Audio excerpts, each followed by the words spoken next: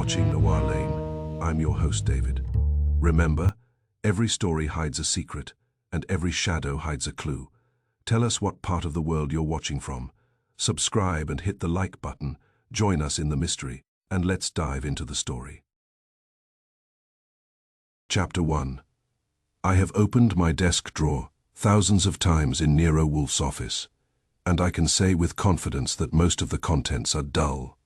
Paper clips, pencils, a battered notebook I keep meaning to replace, and the kind of envelopes that suggest bills. The drawer is a faithful servant. It has never tried to surprise me. That morning it tried. I slid the drawer open, reached for a clean pad, and my fingers touched steel. I froze with my hand still inside, because steel has a way of changing a room even before you pull it into the light. Then I eased it out and looked down at what I was holding. A revolver, medium size, blued finish, not flashy, not old enough to be quaint, not new enough to be a toy. A working gun, and the barrel was still warm, as if it had been cradled by a hand not long ago. Worse, the smell reached me a beat later. Burnt powder. That smell is not subtle. It is a blunt fact, like a punch in the nose. And facts, in my line of work, are usually expensive. I held the revolver away from my suit, as if it might stain cloth by mere proximity. I did not touch the trigger. I did not swing the cylinder out. I did not do anything a sensible man would do with an unknown gun found in his own desk, except one thing. I looked at Wolfe. Nero Wolfe was at his desk, of course, because that is where he lives when he is not in the dining room or the plant rooms. He was reading, his massive shoulders settled into the chair, with the comfortable certainty of a man who believes furniture exists to serve him. His face was calm, his eyes lifted and took in the revolver in my hand without widening. He gave it one glance and then looked at my face. He said, "Put it down, Archie," I said. "On your desk or mine?" "Neither," Wolfe said, "on the table."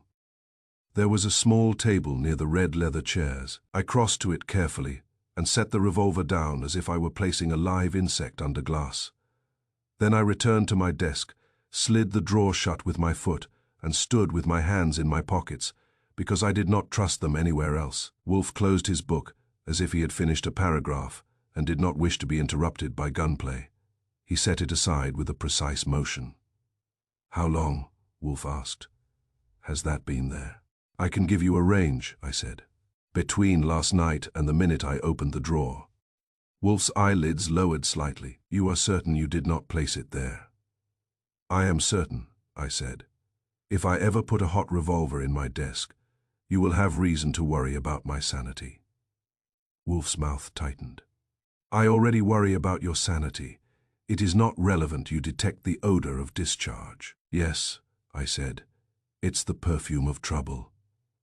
Wolfe made a sound low in his throat that was not quite approval and not quite annoyance. "Call Inspector Kramer. Better he comes to my summons than his." I went to the phone. I did not actually believe Wolfe could summon Kramer, as if the inspector were a waiter, but I dialed anyway. Because Wolfe is usually right about inconvenient things. Kramer's desk answered after a short delay, and a voice told me the inspector was in the field. I left a message, then I looked at Wolfe. "He's not in," I said. Wolfe nodded once. "He will be." He rose, slowly, moved to the table, and regarded the revolver as if it were an insult presented on a tray. He did not touch it. Wolfe has never liked touching anything unpleasant, which is why he pays me. "Archie," he said. "Who has been in this office since last evening?" I ran the list through my head. "Fritz, to put away the coffee service. Theodore, for the mail. Saul came by, but he didn't come upstairs. You, me, and the ghosts of old clients." Wolfe's eyes narrowed. "Theodore does not come to the office. He leaves mail in the hall." "Then cross him off," I said. "No one came in who had a reason to use my desk." Wolfe's gaze stayed on the revolver. Reason is not a requirement for malice. It is a convenience. The front doorbell rang. We both held still for a beat, because the timing was too neat. New York can be noisy, but it rarely knocks on cue unless someone has arranged it. I went to the door, opened it, and Inspector Kramer walked in as if he owned the threshold. Kramer was built like a man who has never enjoyed a chair the way Wolf does. He carried his weight forward, jaw set, eyes alert. His overcoat was still open, as if he had not had time to close it between one irritation and the next. He looked pleased, which on Kramer is always a bad sign. "Morning, Goodwin," he said, and pushed past me without waiting for invitation. "Where is he?" "In his office," I said. "Where else?" Kramer reached the office doorway and stopped long enough to take in Wolf, the room, and the revolver on the table. His eyes brightened. "Well, well," he said, and his voice had that triumphant lift that comes when a cop thinks the world has finally decided to behave. "What do we have here?" Wolf did not stand. He did not smile. He looked at Kramer as if Kramer were a draft. "Good morning, Inspector," Wolf said. Kramer stepped into the room, pointed at the revolver, and said, "You know what that is?" "Yes," Wolf replied. "A firearm, a vulgar object." "It's evidence," Kramer said. "And it's sitting on your associate's table in your office. You want to tell me why?" I said. "It was sitting in my desk drawer when I opened it 5 minutes ago. It wasn't there yesterday." Kramer's grin widened. You just found it, warm, and you decided not to call the police. You decided to call me after you sniffed it like a sommelier." Wolf's eyes sharpened at the word, but he did not correct Kramer. Wolf resents certain vocabulary, but he can postpone resentment when there is a larger insult available. Kramer stepped closer, pulled a handkerchief from his pocket, and used it to pick up the revolver. He swung the cylinder out, looked, and grunted. "Fired," he said, "recently." "That would explain the smell," I said. Kramer glanced at me. "You know there was a shooting across town." I stopped with my mouth half open. "No, I don't. I've been here. Some of us still believe in office hours." Kramer's eyes gleamed. "A man is dead. Shot. Caliber matches this, looks like. We'll confirm, but I'm feeling lucky. You want to tell me where you were last night, Goodwin?" Wolf's voice cut in, calm and heavy. "Inspector, you will restrain yourself. Archie Goodwin was in this house last night from 7 until morning. He dined with me and Fritz. He played cards with me and lost a small sum. As usual, he retired. He awoke. He discovered a revolver in his desk. If you intend to accuse him, you will do so with logic, not with glee." Kramer snorted. "Logic? Coming from you?" "Wolf, this is open and shut. Dead man, matching gun in the suspect's desk. Suspect has no permit in his name. That's a tidy package." Wolf's eyes hardened. "It is too tidy." Kramer's grin faltered. "Too tidy, too tidy," Wolf repeated. "Crimes are rarely packaged so neatly unless someone is making a delivery."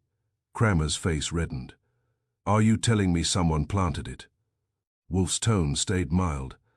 "I am telling you it was planted.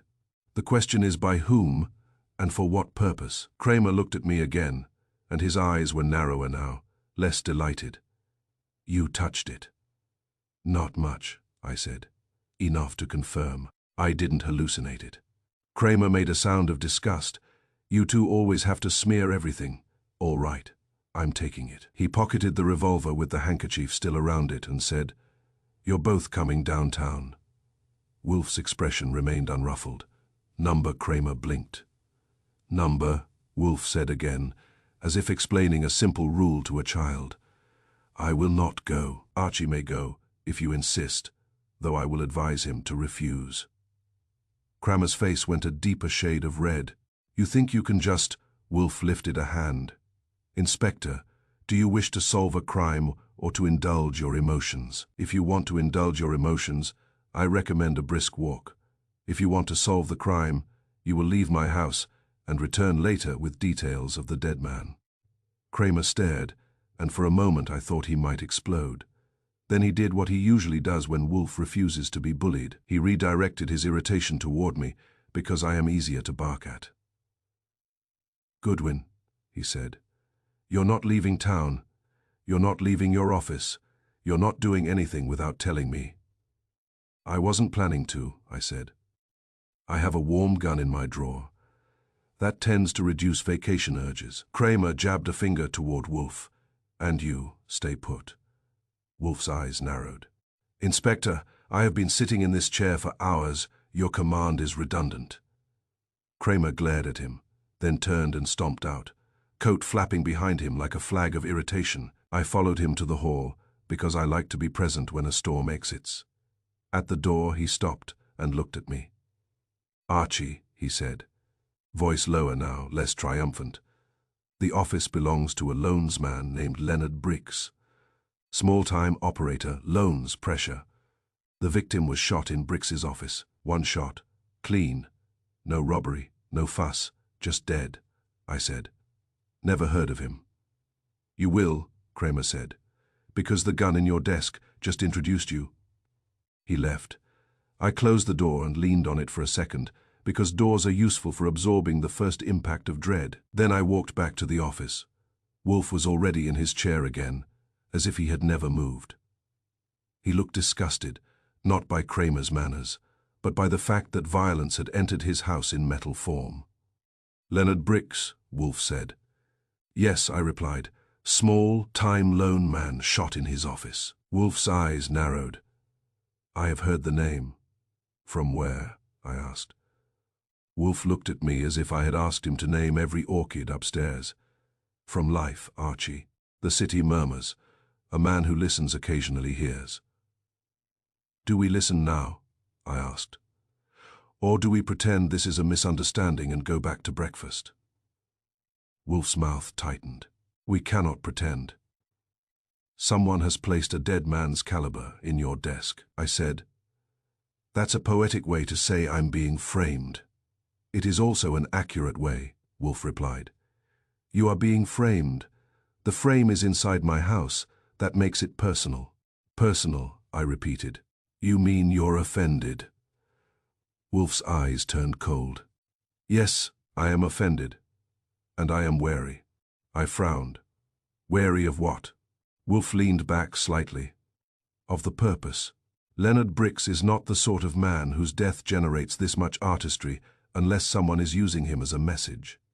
I ran a hand through my hair. So someone killed Briggs, then planted a hot gun in my desk, and then made sure Kramer would enjoy his morning. That's a lot of effort, just to annoy you. Wolf's voice was calm. It is not to annoy me. It is to compel me. Compel you to do what? I asked. Wolf's eyes stayed steady. To fight, I snorted. You fight by sitting there and making me run. Wolf did not blink, precisely. He sat forward a fraction. Archie, someone has moved the battle into my house. That is war. War, I said, over a loan shark named Briggs. Through Briggs, do not confuse the pawn with the game. I stared at him, then said, All right, what's the first move? Wolf looked toward the window, where the winter light lay over the street like a thin, indifferent blanket.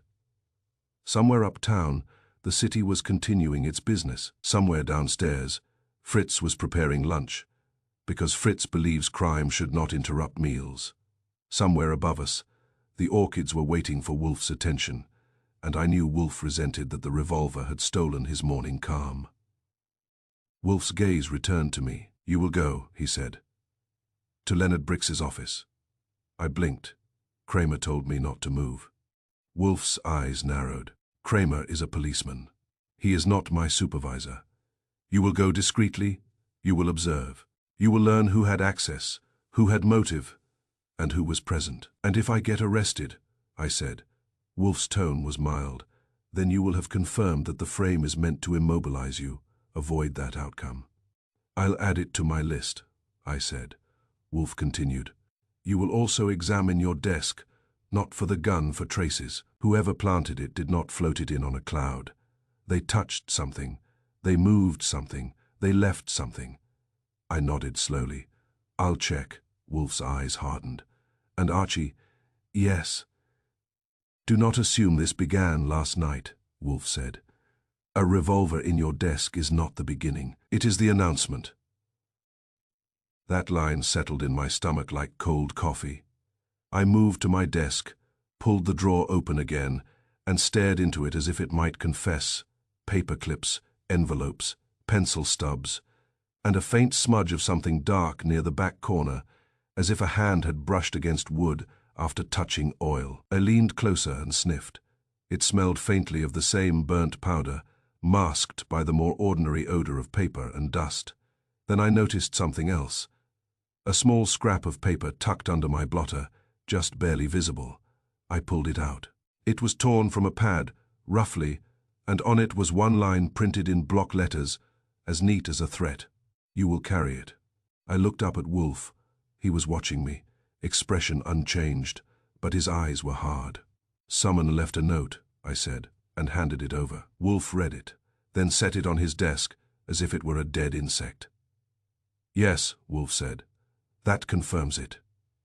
Confirms what? I asked. Wolf's voice was calm, and that calm was worse than anger. That whoever did this, Wolf said, expects you to bear the weight and expects me to respond. I swallowed. Respond how? Wolf's eyes narrowed. By finding Leonard Brix's killer, by exposing the hand that placed a weapon in my house, and by ending the war before it reaches the next room. A voice I did not recognize spoke quickly, low and urgent. Goodwin, the voice said, if you go to Brix's office, do not go alone. He kept a second book, and someone will kill again to keep it closed. Then the line went dead. I stood with the receiver in my hand, listening to the dial tone, and glanced at Wolf. Wolf had heard enough from my face. A warning, Wolf said. Yes, I replied, and a promise. Wolf settled deeper into his chair, massive and immovable, and said, Then, Archie, we will be punctual. Go, I went, and as I stepped out into the winter air of West 35th, with New York moving around me like a river that never pauses, I had the uncomfortable feeling that the revolver in my desk had not been meant to frame me for one dead man. It had been meant to assign me a role in a script someone else had written. And I had just been told the script included a second body. Chapter 2. If you have never been suspected of murder before breakfast, you may not appreciate how it improves your appetite by removing it entirely. Inspector Kramer returned before noon, with the gun's first round of facts and his usual round of attitude. He came up the stairs like a man climbing toward vindication, and when I opened the office door for him, he gave me a look that suggested he had already pictured me in handcuffs and wanted the scene to match his imagination. He didn't even bother with small talk. He held up a clear evidence bag, and inside it the revolver sat like a cold joke. Goodwin, he said, you want to tell Wolf how you got your paws on this? Wolf did not move from his chair. He was at his desk with a book open, and his beer within reach, as if the city could commit any crime it pleased as long as it did not disturb his posture. His eyes lifted toward the bag, and then returned to Kramer's face with polite contempt.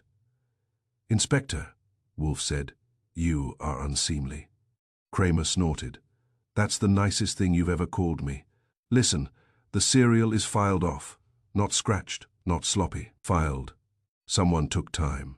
The barrel was cleaned recently, which tells me this wasn't pulled out of a drawer after 10 years.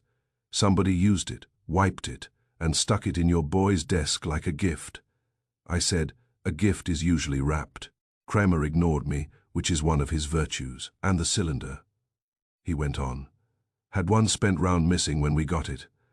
5 live rounds still there, 1 empty chamber. That means 1 shot fired, and somebody took the shell. Why take it?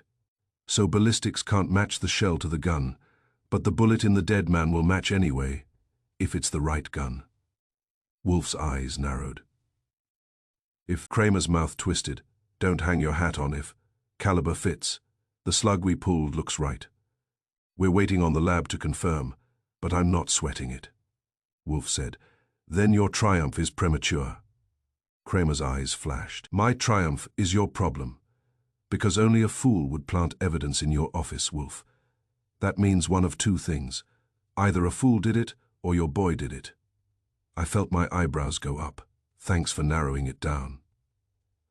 Kramer jabbed a finger at me. You were alone with that desk. You've got fingerprints. You touched the gun. You had access. You had motive, I said. Motive. Kramer's face reddened. Don't play. The shooting happened in a loansman's office. Pressure collections. Maybe you crossed him. Maybe you took his money. Maybe he came here. Maybe you got mad. I leaned back in my chair and let my smile show a little, because if you do not laugh sometimes, you will start throwing furniture. Inspector, I said, if I ever want to kill a loansman, I will do it in a more comfortable setting, and I will not bring the gun home as a souvenir. Wolf's voice cut in, calm and heavy. Inspector, you are indulging a premise that offends reason. Kramer stared at him. The premise is he had the gun. The premise is that Archie Goodwin is a murderer, Wolf said. That premise offends reason, my experience, and the fact that I would have noticed blood on his cuff. Kramer's mouth tightened. So somebody planted it. Wolf nodded once. Yes, and you expect me to believe somebody walked into your house, into your office, into his desk, planted a hot gun, left a note, and walked out, and you didn't see it. Wolf's eyes were cold. You confuse visibility with detection. This house has servants, deliveries, and visitors. It has a front door that is opened by a man who must sometimes use the kitchen. It has a stairwell. It has a schedule. It has habits. Kramer's gaze sharpened. Habits, yes, Wolf said. And the most important habit is Archie's. He opens his desk drawer every morning. Whoever planted the weapon knew he would. Kramer made a sound like disgust. Everyone knows he uses his desk. Wolf's voice stayed calm. Not everyone knows the precise moment he would discover it. The weapon was warm. The odor was fresh. That indicates the planting occurred shortly before discovery. That means the planter either watched the routine or knew the schedule. I rubbed my forehead. So we're looking for someone who knows my habits. That's comforting. Kramer pointed at Wolf. He lives with you. You live with him. That's a closed circle. That's why I say it's you. Wolf's mouth tightened. Inspector, your reasoning is lazy. Kramer's face went darker. And your reasoning is arrogant. Wolf inclined his head slightly. Yes, but mine is useful. Kramer shifted his weight. Then looked at me again. All right, Goodwin, list your alibis, list your visitors, list anyone who's been in that office since last night. Gladly, I said. I'll start with the obvious and work up to the absurd. I took my notebook, because I have learned that when you are being framed, details are a form of self-defense. Last evening, I said. We had no clients. Fritz served dinner. After dinner, we were in the office. Wolf read. I read. Then we played cards. I lost, as Wolf said. Then I went upstairs. Wolf murmured. You did not lose, you donated. Fine, I said. I donated. Kramer waved a hand. This morning, before you opened the drawer. Breakfast, I said. Fritz. Wolf. Me. Theodore came with mail at 9, left it in the hall, did not enter the office. Wolf said. Correct. Kramer grunted. Anybody else? I flipped a page. Delivery boys. Kramer blinked. Boys. Yes, I said. 2 deliveries yesterday afternoon. One from the butcher, one from the fish market. Neither came upstairs. But they came into the hall, and one of them asked me where the bathroom was. Wolf's eyes narrowed. You neglected to mention that. I shrugged. It seemed like a minor sin.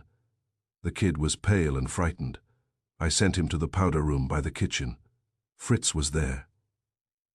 Kramer leaned forward. Names.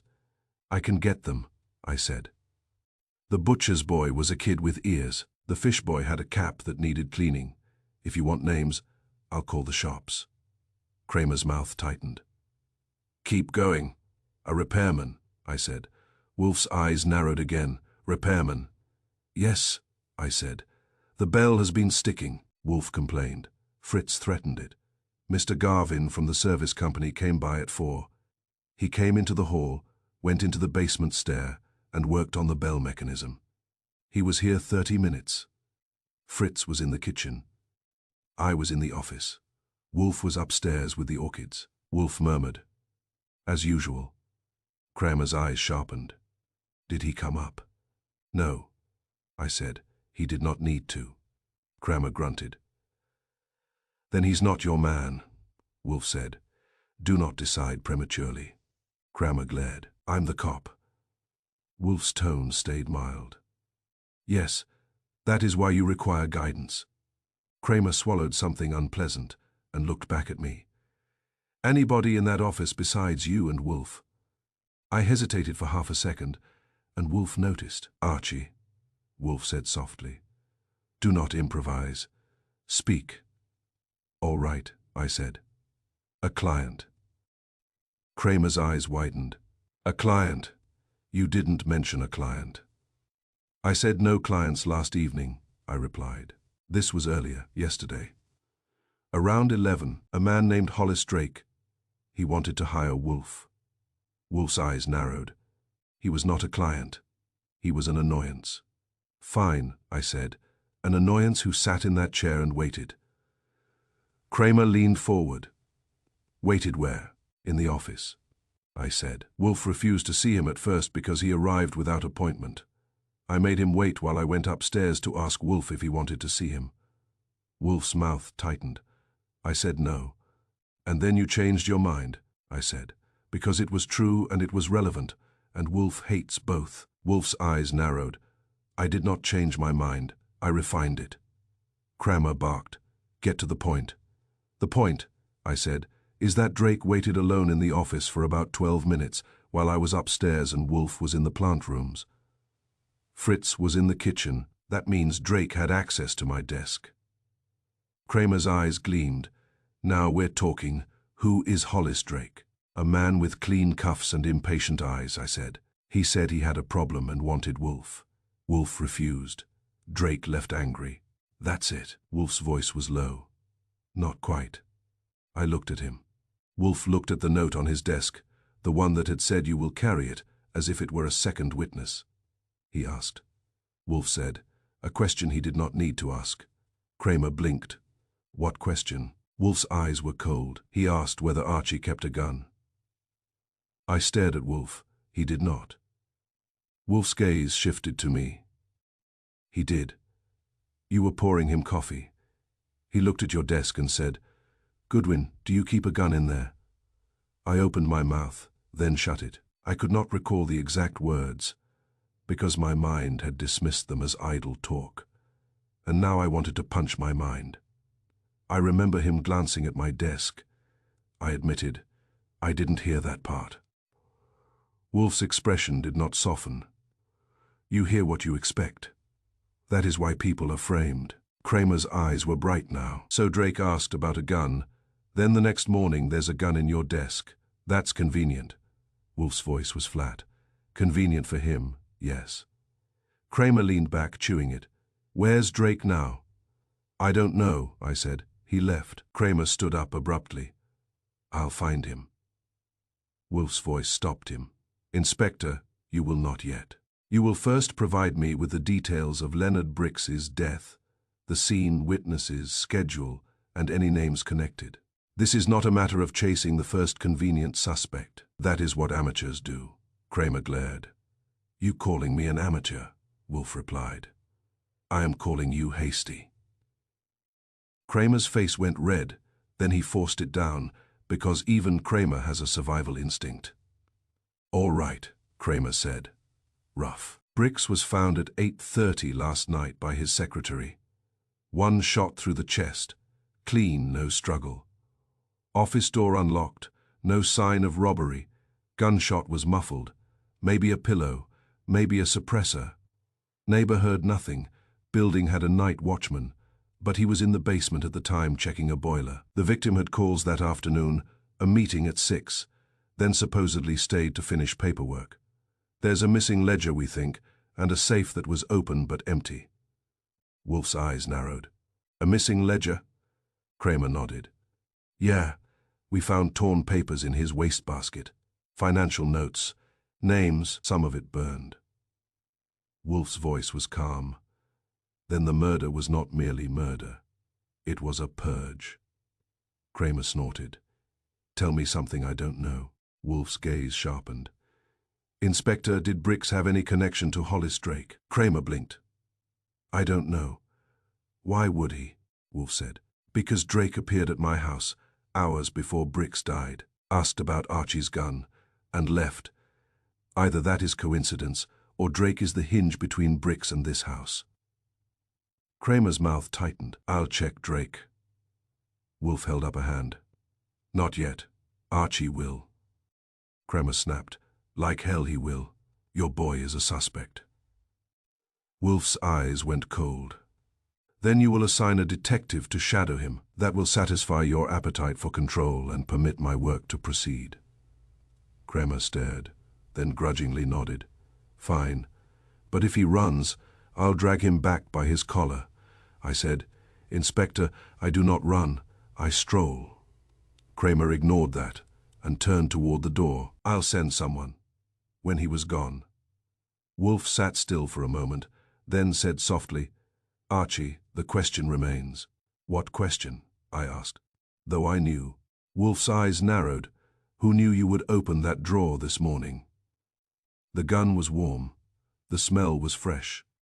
The planter did not merely put evidence in your desk. He timed your discovery to ensure Kramer's arrival would be dramatic. I nodded slowly. So someone watched the routine, or someone has been inside long enough to learn it. Wolf's mouth tightened. Yes, and the note suggests purpose. You will carry it. That means you will carry the blame, or you will carry the case. I exhaled. I'd prefer the case. Wolf's eyes hardened. Then you will carry it quickly. Go to Brix's office, observe. Speak to the secretary. Speak to the night watchman. Obtain names. And Archie. Yes, find Hollis Drake, Wolf said. Do not confront him, observe.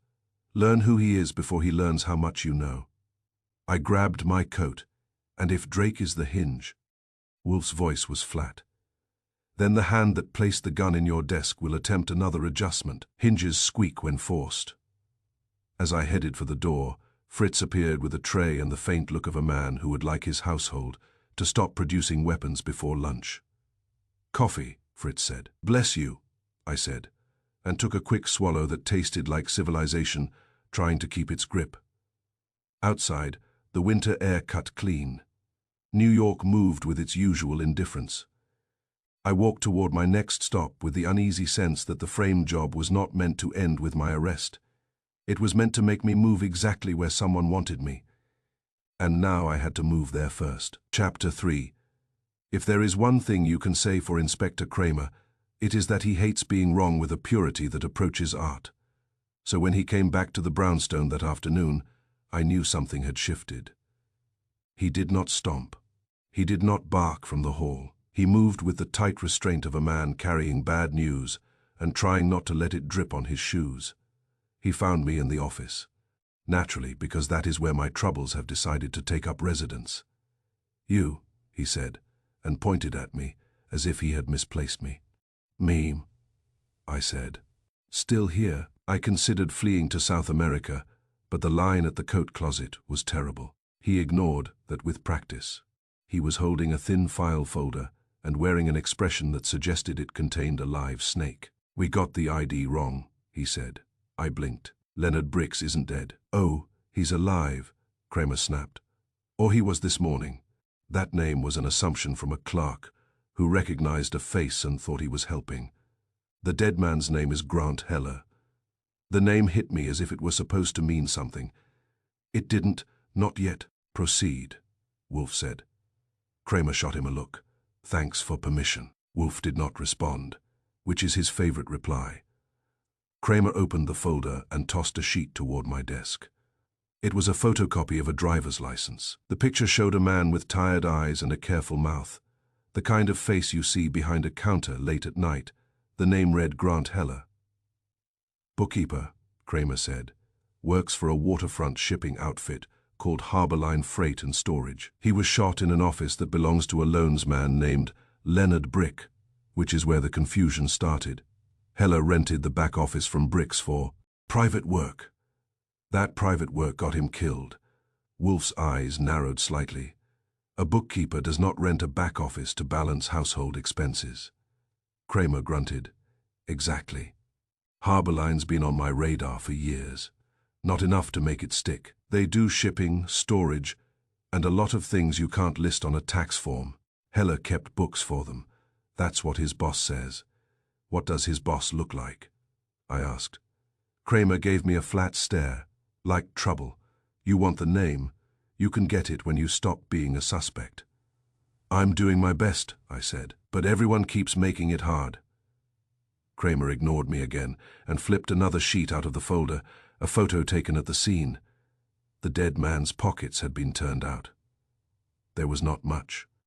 His pockets were empty, Kramer said. No wallet, no cash, no keys, no address book. Whoever shot him also cleaned him out. But he had two things. He held up a small plastic bag. Inside was a torn scrap of paper that looked like it had been ripped with impatience. Not carefully torn along a line, there were numbers printed on it and a faint smudge of grease. Torn receipt, Kramer said, from a diner. He produced another bag. Inside was a matchbook. I leaned forward, because details are the only friends you can trust in a frame job. On the matchbook cover was a cartoon coffee cup and the name, Lucy's Lunch. Underneath, in small print, was an address I recognized with the uncomfortable immediacy of a man seeing his own face on a wanted poster. It was 3 blocks from Wolf's brownstone. Kramer's mouth twisted as he watched my reaction. That means something to you. It means someone wants this to smell like my neighborhood, I said. Wolf's voice was quiet. Or like my house. Kramer snorted. You always make it about you. Wolf's eyes were cold. Inspector, someone placed a discharged revolver in my assistant's desk and left a note. If you believe that is not about me, your understanding of human nature is inadequate. Kramer's face reddened. He did not like Wolf describing him as inadequate, mostly because Wolf was usually right. Fine, Kramer said roughly. It's personal, Happy. Now tell me why a dead shipping bookkeeper has a matchbook from a diner near your place. I said, because he ate. Kramer glared. Wolf answered in the tone of a man explaining gravity. Because he was here, near this house, perhaps watching, perhaps meeting someone, perhaps leaving a message, and now someone has ensured you know it. Kramer's jaw tightened. You think the matchbook was planted? Wolf's eyes narrowed. Do you? Kramer hesitated, then scowled. It's too neat. Wolf inclined his head slightly. Good, you are learning. I held up the torn receipt bag. What's on that? Kramer tapped the plastic with a finger. Not much. Half a line item and a partial total. Coffee, maybe pie. And something else. It's torn right through the useful part. Wolf's gaze sharpened. It was torn by the killer, or torn by Heller. Kramer shrugged. Lab's checking for prints, but don't hold your breath. Wolf did not touch the bags. He did not need to. He watched them as if they were witnesses. Inspector, Wolf said, does your file include the time of death? Kramer flipped a page. Between 7 and 8:30 last night. Secretary found him at 8:30. Medical examiner says the shot was likely within an hour before that. I looked at Wolf. That's after Drake came here. Wolf's eyes remained steady. Yes, and after the gun was fired, cleaned, and brought into this house. A sequence. Kramer's eyes narrowed at me. Who's Drake? A man who sat alone in this office long enough to be remembered, I said, and who asked me if I kept a gun in my desk. Kramer's eyebrows jumped. He asked that. Yes, I said. Apparently I missed it, which is one of the reasons I am charming and not omniscient. Wolf said. Inspector, the essential point is not Mr. Drake. It is that someone wants you to stop listening to me. Kramer barked a laugh without humor. I never listened to you. Wolf's tone stayed mild. You do. You resist, but you listen, and you act on what you hear when it suits you. If Archie is discredited, You lose access to my work. That is the intent. I stared at the matchbook again. Lucy's lunch, 3 blocks away. Close enough that a man could walk there, sit in a booth, watch our door, and finish his coffee before Fritz served dinner. That diner is being waved under our noses, I said. Wolf nodded once. Yes, it is bait or a breadcrumb. Kramer leaned forward. You going to tell me what you're doing about it? Wolf looked at him. We are doing what you should be doing. We are investigating. Kramer's mouth tightened. And I'm supposed to just let you. Wolf's gaze was steady. You will have a detective shadow, Archie. That will satisfy your anxiety and permit my work. Kramer grunted. You got nerve. Yes, Wolf said. It is one of my assets. Kramer stood, irritated, and moved toward the door. Fine, but if your boy takes one wrong step, I'll put him in a cell and let him think about his assets. Inspector, Wolf said, stopping him. Before you go, tell me one more thing. The shipping outfit, Harborline, who is its principal? Kramer hesitated, then muttered. Calvin Pike. Wolf's eyes narrowed slightly, as if he had just been given a name he had been expecting. Kramer looked at him sharply. You know that name. Don't get poetic, Wolf said. Do not get careless. Kramer left. When the door shut, I looked at Wolf. Grant Heller, Hollis Drake, Harborline, and a matchbook from Lucy's lunch. Wolf nodded once. And a note in your desk that said you will carry it. I pointed with my thumb at myself. I'm carrying it. My shoulders are getting sore. Wolf's eyes were cold. Not yet. They intend for you to carry it publicly with handcuffs. He sat still a moment, then said, Archie, you will go to Lucy's lunch. I blinked. Now, yes, Wolf said, while the odor is still in the air and the gossip is still warm. A diner is a reliable vessel for information. People speak there because they believe coffee is a confession booth. And Saul, I said. Wolf lifted the phone. Saul will go to Harborline. He dialed. Saul Panzer answered on the second ring because Saul does not waste time with suspense. Saul, Wolf said, you will visit Harborline Freight and Storage. You will identify who Grant Heller worked with and what he handled. You will also learn whether Calvin Pike has enemies who would kill a bookkeeper. Be discreet. Saul's voice came through, calm as always. Sure anything else? Yes, Wolf said. If anyone mentions Hollis Drake, you will listen carefully. Got it, Saul said. And the line went dead. Wolf looked at me. We will split the city like a deck of cards. You will take the diner. Saul will take the shipping office. I will take the only task suitable for my talents. I raised an eyebrow. Sitting, thinking, Wolf corrected. Also, eating Fritz will serve lunch. War with table service, I muttered, and reached for my coat. Archie, Wolf said. Yes. Do not enter the diner with the posture of a hunted man, Wolf said. Enter with the posture of a customer. Heller's matchbook suggests either he visited or someone wants us to believe he visited. Either way, someone is watching for your reaction. I nodded. So I should look hungry. Wolf's mouth tightened. You always look hungry. I went downstairs and out, and New York met me with its winter indifference. The sidewalks were crowded, the air sharp, the traffic impatient. Somewhere in the city, a bookkeeper named Grant Heller was dead, and someone was rearranging my life with the care of a stage manager. Lucy's lunch was the kind of place that survives because it never pretends to be anything else. Narrow, bright smells of coffee and grill grease, with a counter full of stools and booths that have seen too many elbows. A radio played soft talk. The waitresses moved with brisk authority. I walked in and took a stool at the counter. I did not glance around like a man expecting a knife. I glanced around like a man choosing pie. Waitress with tired eyes and a hairnet came over. What? She said. Coffee, I said. And whatever you recommend, that won't kill me. She snorted. Then don't eat. Coffee it is, I said. While she poured, I looked at the matchbooks near the register. Lucy's lunch. Same cartoon cup, same address, Nothing special. I sipped and listened. A man 2 stools down was complaining about the subway. A woman in a booth was talking about her sister's engagement. Ordinary talk, that is always where the useful details hide. When the waitress returned, I nodded toward the matchbooks.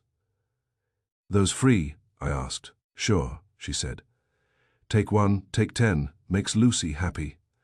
"Lucy here?" I asked casually. "Back," she said. "Why?" "No reason," I said. "Just curious." She narrowed her eyes slightly. "You a reporter?" "God, no," I said. "I like being liked." That got a faint grin. She leaned closer, voice lower. "You askin' about that man?" I held still. "What man?" "The one last night," she said. "The one with the careful tie who kept looking at the clock like it owed him money." I kept my face relaxed. "Did he?" She nodded.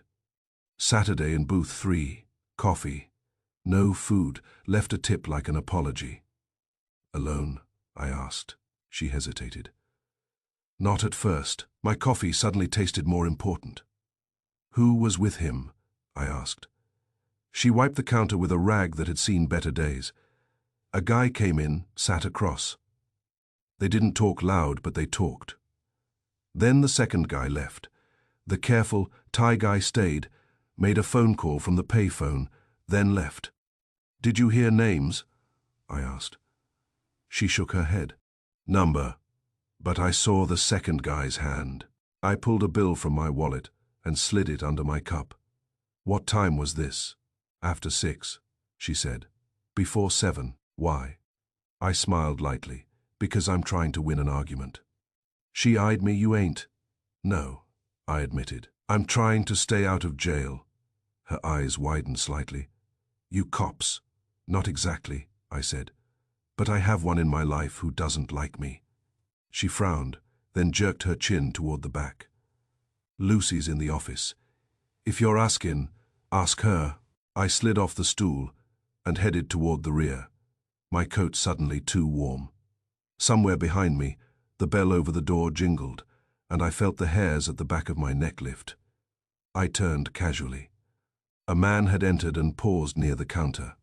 He was average height, average build, wearing a dark coat and a hat pulled low. His face was ordinary enough to disappear in a crowd, but his eyes were sharp and fixed briefly on me. Not curious. Measuring. Then he looked away and sat in a booth with his back to the wall. I faced forward again and continued toward the back office. But my pulse had changed its rhythm, because I knew that look. It was the look of someone checking whether the right card had been played, and as I reached the office door, it opened from the inside. Lucy herself stood there, older, solid, and not impressed by anything a city can produce. She looked at me and said, "You're not here for pie." Before I could answer, the pay phone by the entrance rang once. Twice, no one moved to pick it up. The man in the booth with his back to the wall smiled faintly, like he already knew who the call was for. Chapter 4. Lucy had the kind of face you do not forget, not because it is pretty, but because it has been weathered by 1,000 small contests and has won enough of them to stop caring who approves. She stood in the doorway of her back office, with her arms folded, blocking the light like a bouncer who had traded muscles for certainty. "You're not here for pie," she said. "I respect pie," I told her, "but I don't usually come to worship it with questions." Her eyes narrowed. "Questions cost. Then I'll tip," I said. "And I won't complain about the coffee." That got the faintest softening, which on Lucy was practically a hug. She stepped aside. "In," she said, "and keep your voice down. I don't like trouble becoming a regular." I went into the little office. It smelled like coffee that had soaked into wood and given up ever leaving. There was a desk, a file cabinet, and an old calendar with a dog that looked more optimistic than any diner owner has a right to be. Lucy shut the door and leaned on it. "Talk," she said. "Grant Heller," I said. "He was here last night." The change in her face was immediate. Not shock, not surprise. Recognition and the quick defensive calculation of a woman deciding whether speaking is safer than silence. "Yes," she said. "Quiet," I said. scared, asking about a safe place to talk. Her eyes sharpened. You already know too much. I know enough to be dangerous to myself, I said. I'd prefer to be dangerous to the right people instead. Lucy's mouth tightened. He came in around 6:30, booth 3. Coffee only. No food. He held the cup like it was a rope. Did he ask for you? I asked. He asked for Lucy, she said. That's me. I don't like strangers who know my name. But I like men with hunted eyes even less, because hunted eyes usually bring a hunter. I nodded. What did he say? Lucy hesitated, then spoke as if she was annoyed with herself for remembering it so clearly.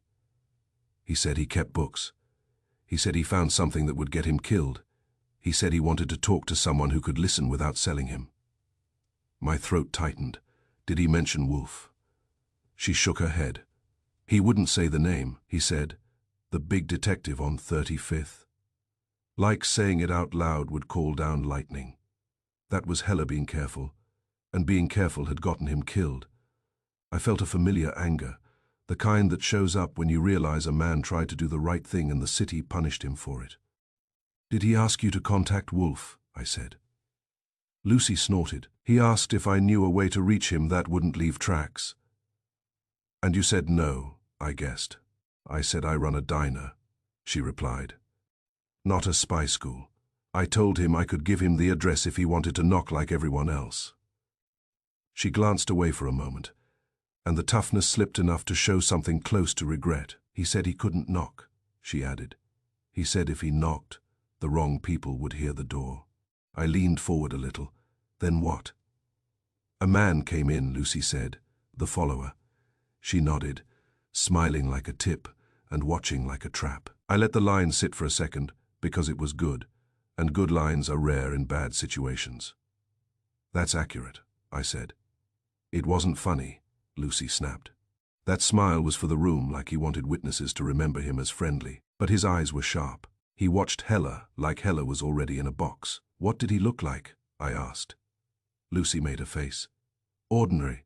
That's what scared me. Ordinary is easy to lose. Dark coat, hat, face you forget the minute you turn away. But he wore a ring, big one, like a little shield. He kept his hand where you could see it, like he wanted the ring to be part of the conversation. A warning, Lucy replied. They sat. They talked low. I didn't hear words, but I saw Heller's hands. They shook, then they stopped shaking. Told something, I said. Lucy nodded once. Heller stood up and went to the payphone. He made a call. When he came back, he left money on the table like he was paying for permission. Then he walked out. And the smiling man, I said. Finished his coffee, Lucy said. Left a tip too big for coffee. He wanted me to remember him as generous. And you did, I said. Lucy's eyes were flat. I remembered him as dangerous. She opened a drawer and pulled out a torn scrap of receipt paper. He tore it, she said. Half fell. I picked it up after he left. I took it carefully. It matched what Kramer had shown me, the same cheap print and grease smear. This piece was the part Heller had left behind, which meant it had either been accident or intention. You kept it, I said. Lucy shrugged. Men who look like they're about to disappear make you keep scraps. Smart, I said, afraid, she corrected. From the diner, through the office door, I heard the payphone ring. It rang twice, stopped, and then rang again with the same stubborn rhythm. Nobody answered it. The sound was too deliberate, like a signal. Lucy's eyes flicked toward the door. That phone doesn't ring like that unless somebody wants somebody. I looked at her. You think it's for me. She looked at me like I had asked whether coffee was wet. You walked in and trouble walked in with you. That ring is a leash. I stood. I don't like leashes. Lucy caught my sleeve. Her hand was strong. Then don't grab it. Let it ring. I didn't. I walked out into the diner. The phone rang again. The waitress behind the counter kept wiping. A couple in a booth kept talking about a radiator. Nobody looked at the phone. I looked toward the booth where the ordinary man had been sitting with his back to the wall. He was still there, head slightly bowed, coffee untouched, eyes forward. He did not look at me. He didn't need to. He was watching me without turning his head, like a man who has done it often and never been punished for it. I picked up the phone. For a second, there was only breathing. Calm, steady, as if the caller were measuring my patience. Then, a voice said, low and almost cheerful, "Goodwin." I kept my face neutral. Diners have windows, and windows have reflections. The voice chuckled softly. "You're quick. That's why we like you. You go places, you ask questions, you carry things." My stomach tightened. "You planted the gun in my desk." "A gift," the voice said. "You should send a note." "I'll send a subpoena," I said. The cheer stayed, but it sharpened. "Leave Lucy alone. Leave the shipping people alone. Leave the dead bookkeeper alone. Go home and sit down," I said. "The police would love that. They can sit me down in a cell." The voice laughed. "Then stop giving them reasons." "What do you want?" I asked. A pause. "The kind that tells you the person is deciding whether to say something true." "We want Wolf quiet," the voice said. That landed hard. I felt Lucy's presence behind me like a warning. "You want him quiet," I repeated. "Or you want him buried?" "We want people to stop listening to him," the voice replied. "He's bad for business." "Whose business?" I asked. The voice ignored it. "Go home, Goodwin. If you keep walking into rooms, you'll walk into one you don't walk out of." Then the line went dead. I set the receiver down slowly. The diner's noises returned, as if nothing had happened. The waitress clattered a plate. Someone laughed too loudly. The city's normal mask slipped back on. I turned toward the booth. The ordinary man was gone. No scrape of chair, no jingle of the doorbell, no glance from the staff. He had vanished the way a practiced man vanishes. In the moment you are supposed to be looking at something else. I walked to the window and looked out, across the street.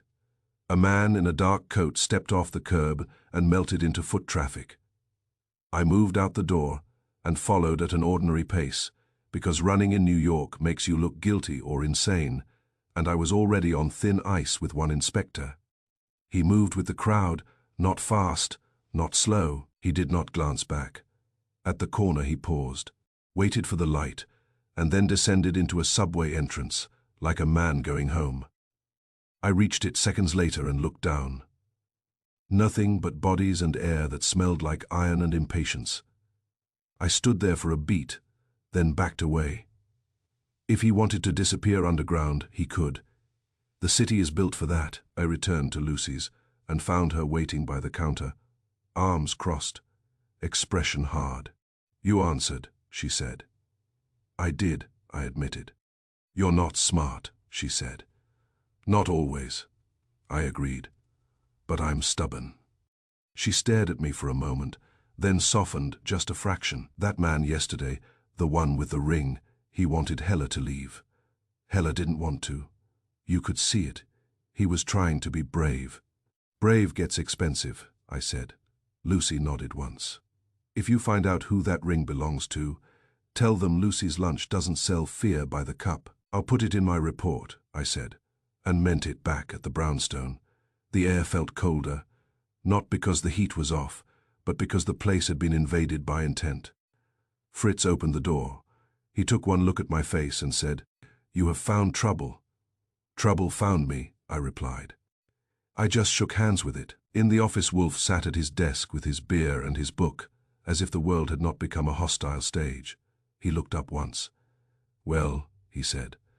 I handed him the torn receipt scrap and told him everything. Hella's fear, the safe place, the ring, the follower, the call. Wolf listened without interrupting. When I finished, he sat still for a moment, and his eyes sharpened. "They said they want me quiet," Wolf said. "Yes," I replied. "Bad for business." Wolf's mouth tightened. "That suggests an enterprise, not a whim. Harborline is one possibility, but enterprises are often nested." "Like dolls," I said, "only uglier." Wolf rose and moved to my desk. He did not open the drawer. He studied the lock mechanism as if it were a witness with a nervous twitch. "There," Wolf said, and pointed. In the right light, a faint scratch marked the edge of the keyhole. It was thin, angled, precise. "Summonen used a tool," I said. Wolf nodded. "Not a key, a thin instrument. Prepared. That is important." "But the drawer wasn't locked," I said. "You rarely lock it," Wolf replied. "A stranger might test it anyway, or lock it and unlock it to confirm access. A man who plans to plant evidence wants the option of repeating the act." That made my skin crawl, because it meant the desk was not just a target, it was an entry point. Someone had treated my office like a workshop. Wolf returned to his chair and settled, reclaiming the room by sheer mass. The planting required time alone that narrows the field. I sat suddenly aware of how many people had been within reach of my desk over the last week, and how few of them I had really watched. My phone rang. He picked it up. Saul Panzer's voice came tight and quick. "Archie," Saul said, "I went to Harborline." Wolf's eyes narrowed. I listened harder. "They're cleaning house," Saul continued. "Sending people home. Files are disappearing." And I saw a man carry out a metal box that looked like it weighed more than his conscience. "A safe," I said. "Yes," Saul replied. "And Archie, the man carrying it, had a ring big like a shield." I felt the blood move in my ears. I looked at Wolf. "Saul says they're moving a safe. Shield ring. They know we're looking." Wolf's face settled into a calm. "That means he has just found the first solid object in a fog." "A safe is not an idea," Wolf said. "It is an object. It can be followed." Saul's voice sharpened. "They know someone is watching. I think they know it's you." Wolf leaned forward. "Saul, follow the safe. Do not engage. Do not lose it. If you are compromised, withdraw and report. Your life is not collateral." Saul exhaled once, already on it. The line went dead. I set the phone down and looked at Wolf. "So now we have a safe moving through the city, a watcher with a shield ring, and someone who wants you quiet enough that the police stop listening." Wolf nodded. "And we have a dead bookkeeper who tried to find a safe place to talk." I rubbed my jaw. "Which was your office?" Wolf's eyes narrowed. "Yes, I did not like the thought, because it meant the crime had brushed right up against our front door and then been redirected like a stream diverted into a sewer." "What do I do?" I asked. Wolf's voice was calm. "You will go to the building where Heller was shot. Speak to the night watchman. Kramer's account of the watchman in the basement is convenient. Convenient accounts often conceal uncomfortable details." "And the diner?" I asked. "You will not return to Lucy's lunch," Wolf said. "That would please the watcher. You will instead pull information from a place they do not expect." I stood. "If I see the ordinary man again?" Wolf's gaze sharpened. "You will be polite. You will observe. You will not fight. You will not die. You will return with facts." Fritz appeared in the doorway, carrying a tray. Expression resigned. He had the look of a man trying to preserve dinner in a household that insisted on producing threats. "Soup," Fritz said. I took 2 quick swallows because soup is civilization, and civilization is helpful when your desk has been picked. As I put the cup down, Wolf said quietly, "Archie." "Yes." "The scratch on the lock," Wolf said, "is the detail I wanted." "Because it proves someone came prepared," I said. "It proves more," Wolf replied. "It proves they have done this before. A man who carries thin tools for locks does not begin with my assistant's desk." I hesitated. "So, we're not the first." Wolf's eyes were cold. "Number, we are simply the first to object." I put on my coat and headed for the stairs. On the stoop, the winter air hit my face clean and sharp. The street looked ordinary. Cars passed. People walked. Somewhere in that ordinary flow, a safe was being moved, and a ring was being flashed like a badge for criminals, and someone was hoping Wolf would sit quietly in his chair and let the police take care of the inconvenient assistant. I stepped into the city and did not look back. Behind me, the brownstone door closed with a soft click, that sounded too much like a lock being tested. Chapter 5. By late afternoon, my day had acquired that familiar flavor of New York trouble, the kind that starts as a nuisance and turns into a schedule. I had spent an hour in a waterfront office building that smelled of old plaster and newer fear, talking to a night watchman who insisted he remembered nothing while his eyes remembered everything. I had learned only two solid facts. Heller had not been alone when he entered the building, and the watchman's boiler story had been rehearsed. He kept repeating the same phrases, like a man reciting lines to keep from having to think. I brought those two facts back to Wolf, along with a growing irritation and the sense that someone was watching me from behind every ordinary face. Wolf listened, asked 3 questions, and then dismissed my irritation, as if it were an unnecessary accessory. "You are alive," he said. "That is adequate." "Thank you," I said. "I will frame your gratitude and hang it in my bedroom." Wolf did not smile. He was at his desk, of course. And Fritz had delivered beer with the same solemnity he would use for a surgical instrument. The orchids had been attended because Wolf can endure war if it does not interfere with his plant rooms. His expression was composed, but there was a hardness in his eyes that I recognized. It meant the violation of his house was still fresh enough to offend him. The phone rang before I could say anything else. I grabbed it. Saul Panzer's voice came through, brisk and controlled, but there was a tightness under it. "Archie," Saul said, "I have something." Wolf's eyes lifted. I held the receiver closer. "You followed the safe," I said. "Yes," Saul replied. "They moved it out of Harbor Line in a hurry. Not a professional armored job. 2 men in work coats, a rented truck, and a foreman type with a ring like a shield. They took it to a storage building in Red Hook.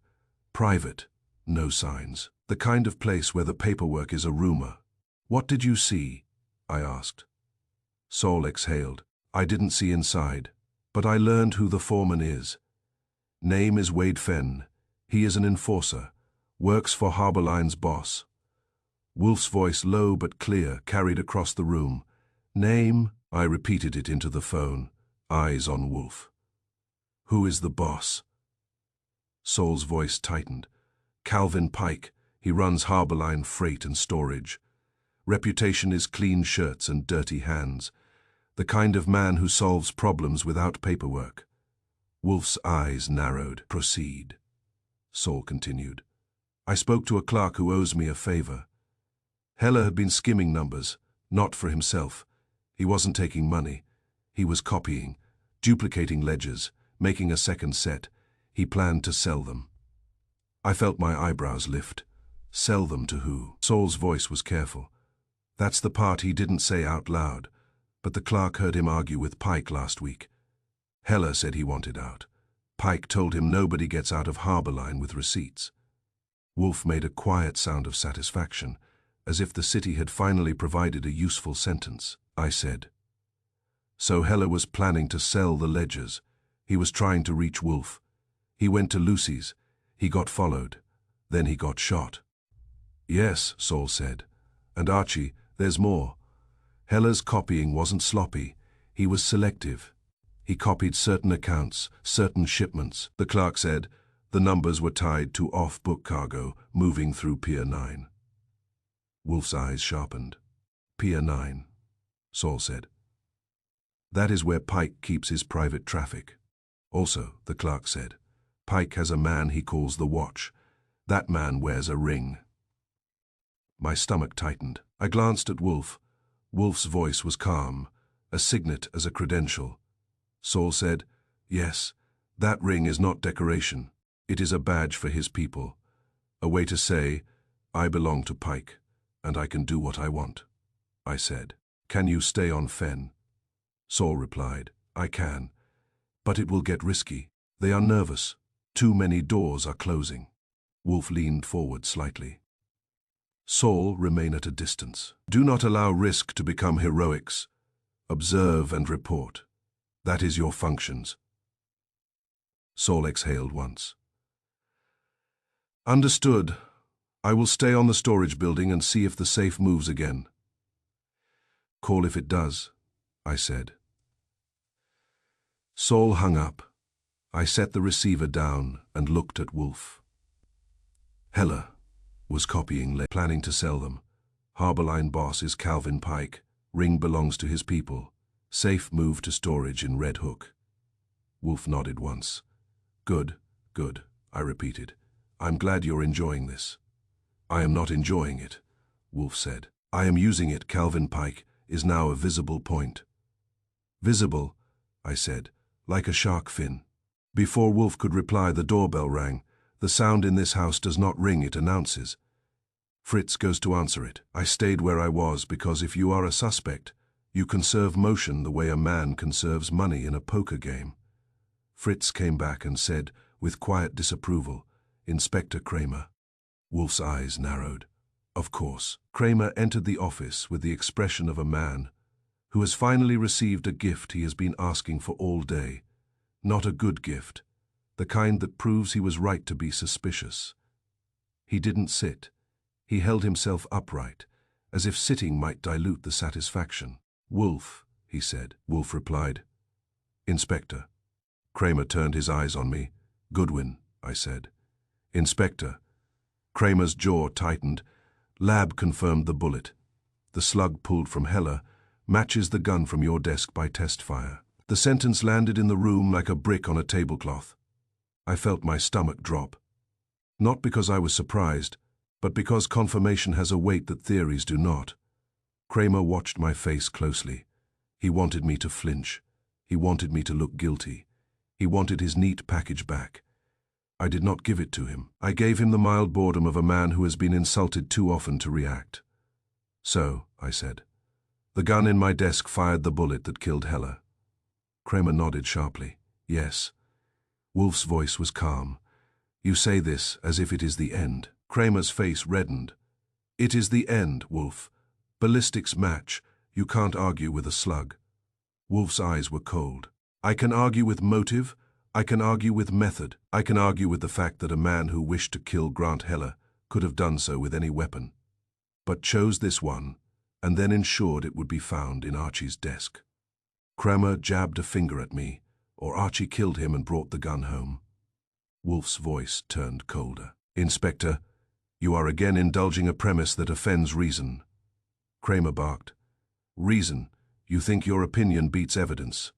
My opinion is not relevant, Wolf said. Only logic. The match proves only one thing. Kramer leaned forward. What? Wolf's gaze hardened. That the killer wanted the gun found more than he wanted Heller dead. Kramer stared at him. That's nonsense. Wolf did not blink. Is it? Consider the alternatives.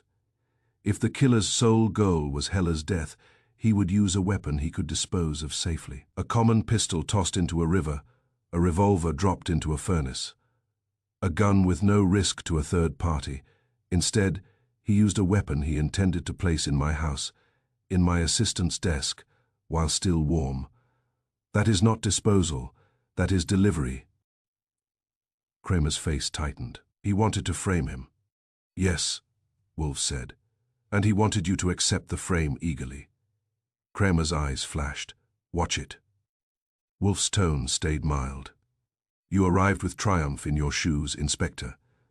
That is not my fault. Kramer took a breath through his nose, held it, and let it out, as if expelling Wolf's arrogance. All right, Kramer said. Say, I swallow your nonsense. What now? You still got a ballistics match. That's a fact. Wolf nodded. Yes. And facts can be used. This fact is a lever. I frowned. A lever for who? Wolf's eyes shifted to me. For the killer, he wants you constrained. He wants you discredited. He wants the police to stop listening to me. If you are arrested, my access to information is reduced. If you are publicly accused, my work is treated as advocacy, not analysis. Kramer's jaw tightened. I don't stop listening to you because Goodwin's in trouble. I stop listening because you're a pain, Wolf replied. Your protests are irrelevant. The killer's intent is clear. Kramer's gaze snapped back to me. You got any explanation for why your desk had that gun, besides your boss's philosophy? I said. I have a name.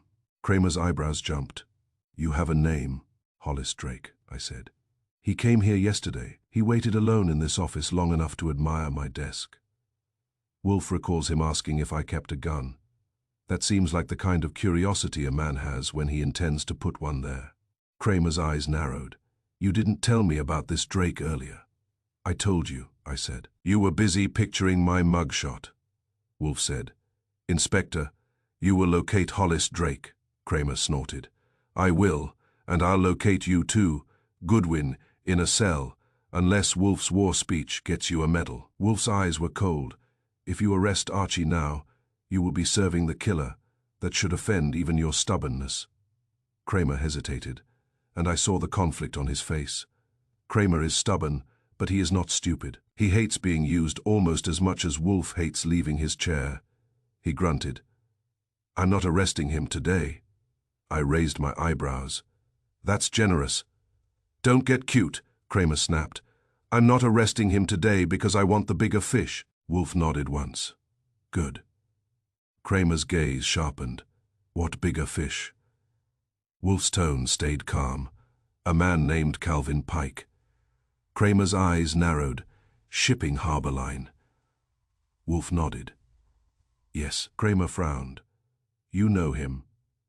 I know of him, Wolf said. And I know his type. He solves problems without paperwork. Kramer muttered. That's what I've heard. Wolf continued. Grant Heller worked for Pike. Heller copied ledgers and planned to sell them. He sought a safe place to talk. He approached a diner near this house, likely because it offered proximity without commitment. He was followed by a man with a signet ring that functions as Pike's credential. Then he was killed with a weapon selected not for convenience, but for framing. Kramer stared. Where are you getting this? Wolf's eyes did not soften. From observation, from information you have provided. From information my associate and Saul Panzer have obtained, and from the behavior of men who believe intimidation is more efficient than discretion. Kramer's face reddened. You got Saul Panzer running around my case. Wolf said, I have Saul Panzer running around the truth. Kramer's jaw clenched. All right. Suppose Pike did it. How does he plant a gun in your boy's desk? Wolf's gaze shifted briefly toward my desk lock scratch. He does not necessarily. He employs someone who does. The scratch on Archie's desk lock indicates the planter used a thin tool that suggests skill, not a random thug. Kramer frowned. So you got a professional. Wolf nodded. Or an enthusiast. I said. And you have a man who called me from a payphone in Lucy's lunch. Told me to go home. Said he wanted you quiet. Said you were bad for business. Kramer's eyes narrowed. You didn't mention that call. I mentioned it to Wolf. I said, you were not available. You were busy polishing your handcuffs. Kramer flushed. Where's the payphone? Lucy's lunch, I said. 3 blocks from here. Kramer's face tightened. We'll check it. Wolf's voice stayed calm. Yes, and you will find nothing, because men who use payphones do so because they understand absence. Kramer glared. You always talk like you're teaching, Wolf replied. You always behave like you require it. Kramer stood stiffly. Fine, I'll keep Goodwin out of a cell for now, but he's still a suspect, and you're still in my way. Wolf nodded. Acceptable. Kramer turned toward the door, then paused. His eyes went to me. Goodwin, he said, and his voice was rougher now, less triumphant. If you're framed, it means somebody wants you scared enough to stop moving. Don't give them the satisfaction. I stared at him. Inspector, you're almost encouraging. He scowled. Don't spread it around. He left. For a moment the room was quiet, the kind of quiet that lets you hear the house breathing. Fritz moved somewhere downstairs, the sound of domestic life continuing stubbornly. Outside the window, New York kept moving, indifferent to frame jobs and dead bookkeepers. I looked at Wolf. Ballistics match, that's heavy. Wolf's eyes were steady. It is intended to be heavy. That is why it is useful. Useful how? I asked. Wolf leaned back slightly. It tells us the killer's priority. He is not merely eliminating a man. He is shaping a narrative. He wants you and me to behave in a certain way. I frowned. Which way? Wolf's mouth tightened. You to panic, me to retreat, Kramer to gloat, all predictable. We will instead behave unpredictably. That's my specialty, I said. Unpredictable panic. Wolf ignored that. Archie. Saul has identified Calvin Pike. We now have a structure. Pike's organization contains at least one enforcer, Wade Fenn, who moved a safe. The safe likely contains the copied ledgers or something equivalent. The ledgers are valuable enough to kill for. Valuable enough to sell, I said. Wolf nodded. Yes, and if Heller intended to sell them, he needed a buyer. That buyer may be the true author of this frame. I blinked. You think Pike isn't the top? Wolf's eyes narrowed. Pike is too visible. He is the kind of man the police suspect naturally. A wiser adversary would use Pike as a shield. A shield, I repeated, and thought of the ring. Wolf's gaze stayed steady, precisely. I rubbed my jaw. So we follow the safe. We already are, Wolf said. Saul is following it, but observation is not enough. We must determine where it will be opened and by whom. I said. That sounds like a job for legs. Wolf's eyes narrowed. Yes, yours, I sighed. Of course, Wolf continued. First, we will locate Hollis Drake. His visit to this house and his interest in your gun are too neatly aligned to ignore. Second, we will learn what Heller copied. Not vague scandal-specific numbers, specific shipments. Third, we will determine who benefits from Wolf being quiet. I looked at him. You're not going to be quiet. Wolf's mouth tightened. Number silence is a concession. This is my house. I stood and walked to my desk, pulled open the drawer again, and stared at it as if it might produce a second surprise. It looked ordinary. That was the insult of it. A desk should not become a crime scene. Wolf's voice came from behind me, calm but hard. Archie. Yes. You will dine, Wolf said. I turned. Now, I do it constantly. Wolf's eyes narrowed. You can think loudly. There is a difference. I exhaled because arguing with Wolf about food is like arguing with gravity. We ate downstairs. Fritz served with quiet determination, and the food tasted like the world was still civilized, despite the fact that someone had tried to turn my desk into a gallows. Wolf ate as if dinner were a duty to structure, halfway through. The phone rang. Fritz went to answer it and returned with the receiver, his expression severe. For Mr. Goodwin, Fritz said. I took it. Saul's voice was low and urgent. Archie, Saul said. The safe is moving.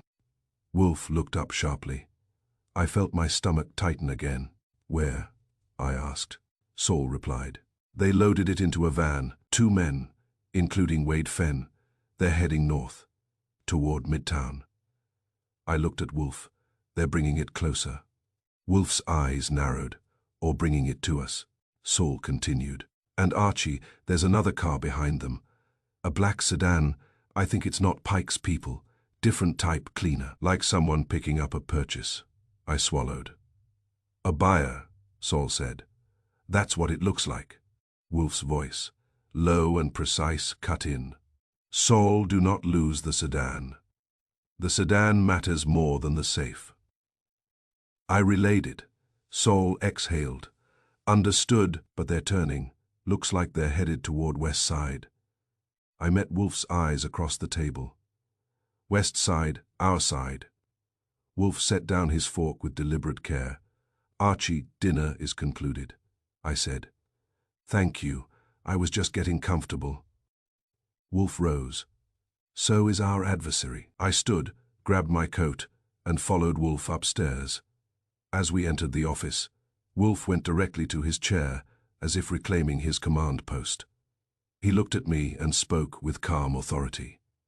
Archie, the ballistics match has placed you on a hook, Wolf said. Now we will use that hook to catch the hand holding the line. Outside, on the street below, New York kept moving in cold, indifferent currents. Somewhere in those currents, a safe full of copied secrets was rolling toward West 35th Street, Chapter 6.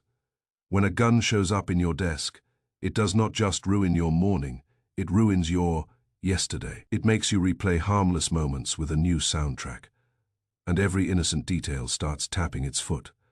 Like a suspect, Wolf, of course, did not indulge in replay for the sake of feelings. He treated the past like a ledger and expected it to balance. "Archie," he said from his chair, "stop scowling at the drawer. Reconstruct." "It is hard to reconstruct when your desk has been recruited for crime," I told him. Wolf's eyes narrowed. "Your desk is not the issue. The interval is the issue. There was a window. Find it." So I found it the only way a man can, by dragging his mind back through the day and looking for the moment when he stopped paying attention. I started with the obvious. "Hollis Drake," I said.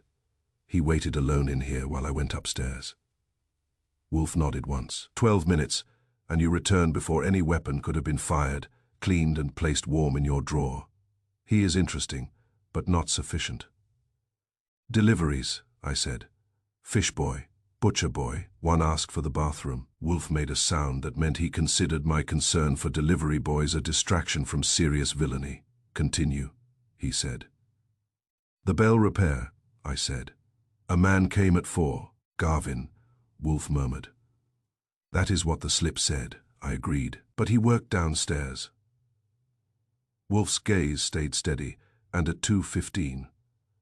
I blinked. The answer was there, waiting, like a trap you step around all day and then fall into at night. "The leak," I said. Wolf's mouth tightened. "Yes, yesterday afternoon Fritz had informed me, with the offended tone he reserves for plumbing and human carelessness, that there was a damp spot near the upstairs bathroom. It was not dramatic, no flooding, no waterfall, just enough to make Fritz decide the house was being insulted by its pipes. A man arrived quickly, too quickly in hindsight. He wore a work coat and carried a tool bag. He spoke in the soothing voice of a man who expects you to stop thinking the moment he says gasket. I had gone upstairs, looked at the ceiling, listened to him announce it was minor, and then done what I always do. I had returned to my desk and left him to it. "How long?" Wolf asked. 10 minutes, I said, and felt my stomach tighten because 10 minutes is a long time when the only guard is habit. Wolf nodded. "That is the window."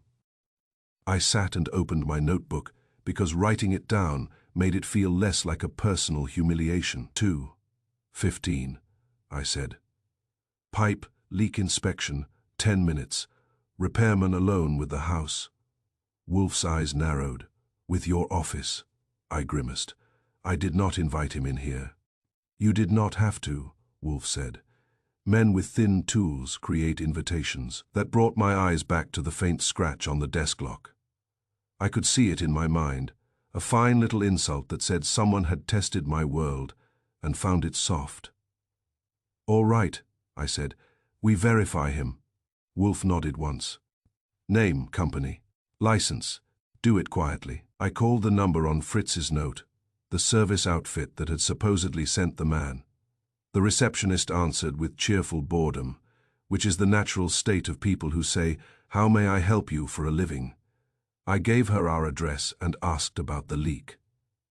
"Oh yes," she said. "Courtesy inspection." "Courtesy," I repeated.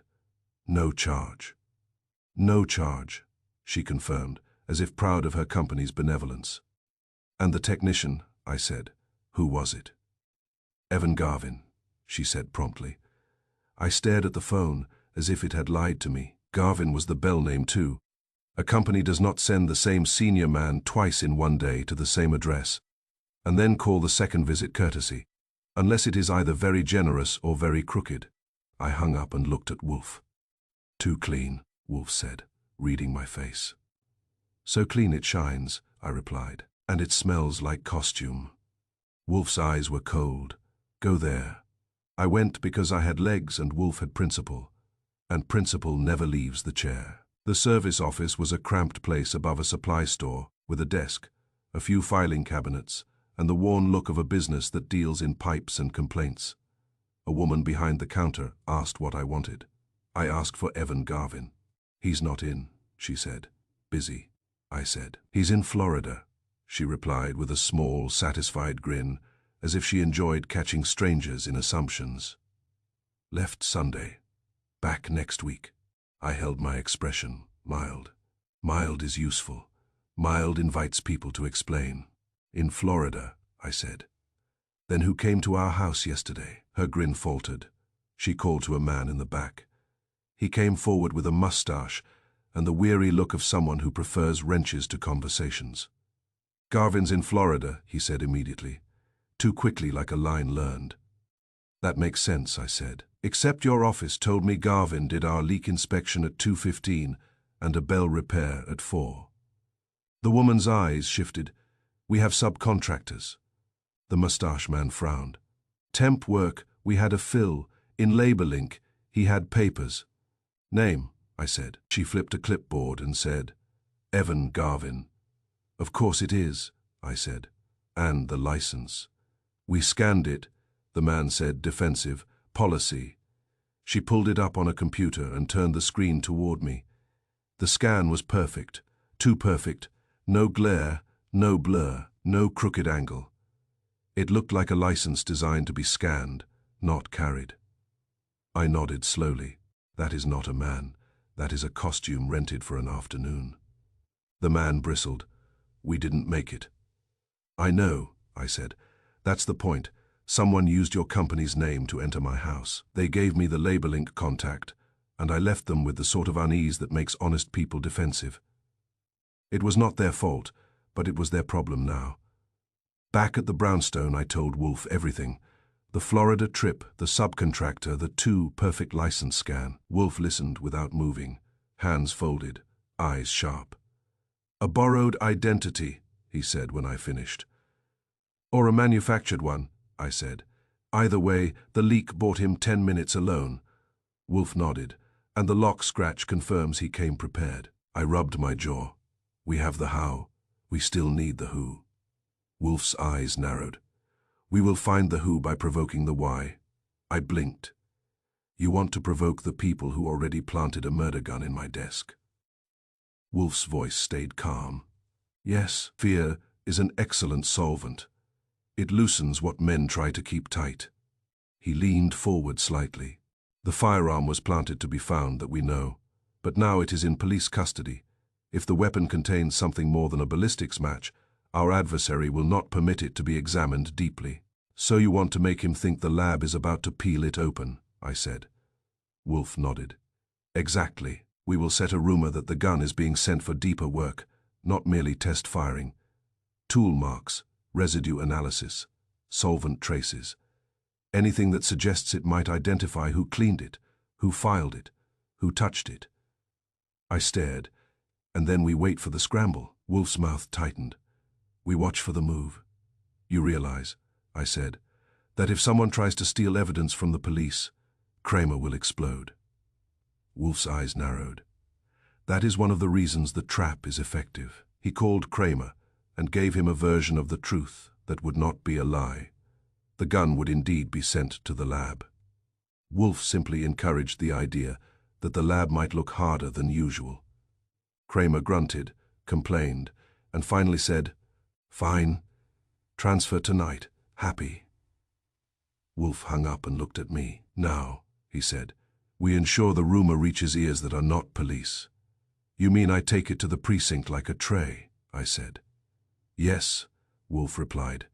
You will be heard. I went, with a young detective shadowing me like my conscience, only less helpful. At the precinct I spoke to Kramer in a tone just loud enough to carry to the right kind of listener, the kind who repeats interesting facts as if they were favors. Central lab tonight, I said. Deeper work? Wolf thinks the filing pattern and cleaning solvent might be traceable. Kramer glared at me in front of his men, which was his way of cooperating without admitting it. Yeah, he growled. Now get out. I got out back home. Wolf assembled his quiet defense. Saul Panzer arrived. Fred Durkin arrived. Fritz kept the household running with the grim patience of a man determined to serve dinner, even if criminals tried to redecorate the front hall. We did not sit in the office with the lights blazing, waiting like amateurs. Saul and Durkin took positions where they could see the front steps and the street without presenting themselves. I lingered near the hall, and Fritz, without being asked, treated the front door as if it were his personal territory. That alone discouraged most visitors. At 10:15, Durkin murmured. Car. A black sedan slowed half a house away, not stopping in front like a caller. A man got out, walked past our door, crossed the street, and disappeared around the corner, casual as a man checking whether a store is open. A scout, Saul whispered. From the office. Wolf's voice carried, quiet. Yes. 5 minutes later, a plain delivery van rolled up and parked near the neighboring building. 2 men got out with tool bags, work coats, the kind of disguise that makes the city look away. One of them smiled as they approached our steps. Fritz opened the door before they could knock twice. Fritz does not allow anyone to assault his bell. Evening, the smiling man said. City, we got a report of a gas smell. Fritz looked at him as if he had claimed to be the mayor. There is no gas smell. Regulation, the man said. We have to check. Fritz's voice stayed calm. You are not city. The man's smile faltered for a fraction, and his hand drifted toward his coat. Durkin stepped into view, badge catching the light. Hands, he said. The second man hesitated and shifted as if ready to run. Saul was already behind him. Close enough that running would have turned into falling. The smiling man made a quick decision. He lunged toward his tool bag, not for a wrench, but for something long and thin. Durkin caught his wrist. Saul pinned the other man against the wall with a firm hand and a polite lack of sympathy. I leaned in and looked into the open tool bag. There it was, clean and oiled, a thin lock-pick, the same kind of instrument that had kissed my desk lock and left its little scratch. I held it up. The smiling man's eyes tightened. His hand twisted, and for a moment I saw his ring clearly, big flat, like a shield. Durkin's voice was sharp. Uniforms are on the way. The man stopped struggling and let his smile return. Smaller now, less friendly. I'm just doing a job, he said. Saul's voice was cold. So were we. From the office. Wolf's voice carried again, calm and satisfied. There, the proof he was sent to retrieve. Retrieve what?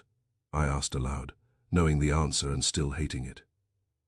Wolf replied from behind the cracked office door. The gun, Archie, or confirmation that it was moved. They never meant it to remain in your drawer. The uniforms arrived quickly enough to keep the scene from turning theatrical. The 2 men were cuffed and marched toward a squad car.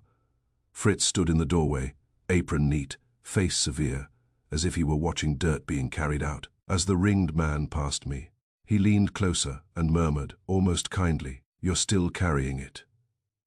I kept my voice low. Not alone. His eyes flicked toward the office door, toward the place Wolf sat like a judge who never leaves the bench.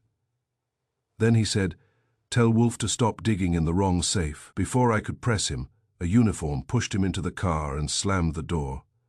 I went back upstairs. Wolf sat in his chair, hands folded, expression composed. He looked as if he had been watching chess, not a struggle on his front steps. You were right, I said. They made a move. Wolf nodded once. They were never content with the gun remaining in your desk. It was a prop. It served its purpose by being discovered, and now it threatens to reveal more than they intended. So the rumor worked, I said. Yes, Wolf replied, and their attempt to retrieve proves urgency. I exhaled, meaning the gun has a secret. Wolf's eyes narrowed, meaning the gun is a key to something they fear being opened. We now have 2 locked things moving through this case. The physical safe Saul followed, and the figurative safe represented by that firearm. I sat at my desk, suddenly aware of how tired I was, and how wide awake my nerves remained. What next? I asked. Wolf's mouth tightened, and I saw the offense still there, but now it was organized into purpose. Next, he said, we force them to choose which safe matters more. If they protect one, the other becomes vulnerable. That is how pressure works. Outside, New York kept flowing inside. The brownstone felt steadier for the first time all day, not because the danger had left, but because the enemy had finally shown his hand at our front door. And that is the only kind of peace Wolf respects. Chapter 7. If there is anything you can count on in Nero Wolf's house. Besides Fritz's soup and Wolf's refusal to stand, it is that criminals eventually misunderstand the place. They see a brownstone and think it is only brick and habit. They forget that habit can be weaponized. The attempt came the next evening, not with two men in tool coats and a lockpick, but with a single nervous soul who looked as if he had been issued guilt as part of his payroll. We had eaten dinner. Fritz had cleared the table with the grim devotion of a man restoring order after a small earthquake. Wolf was in his office with his beer, the door slightly ajar, which for Wolf is the equivalent of leaving the drawbridge down.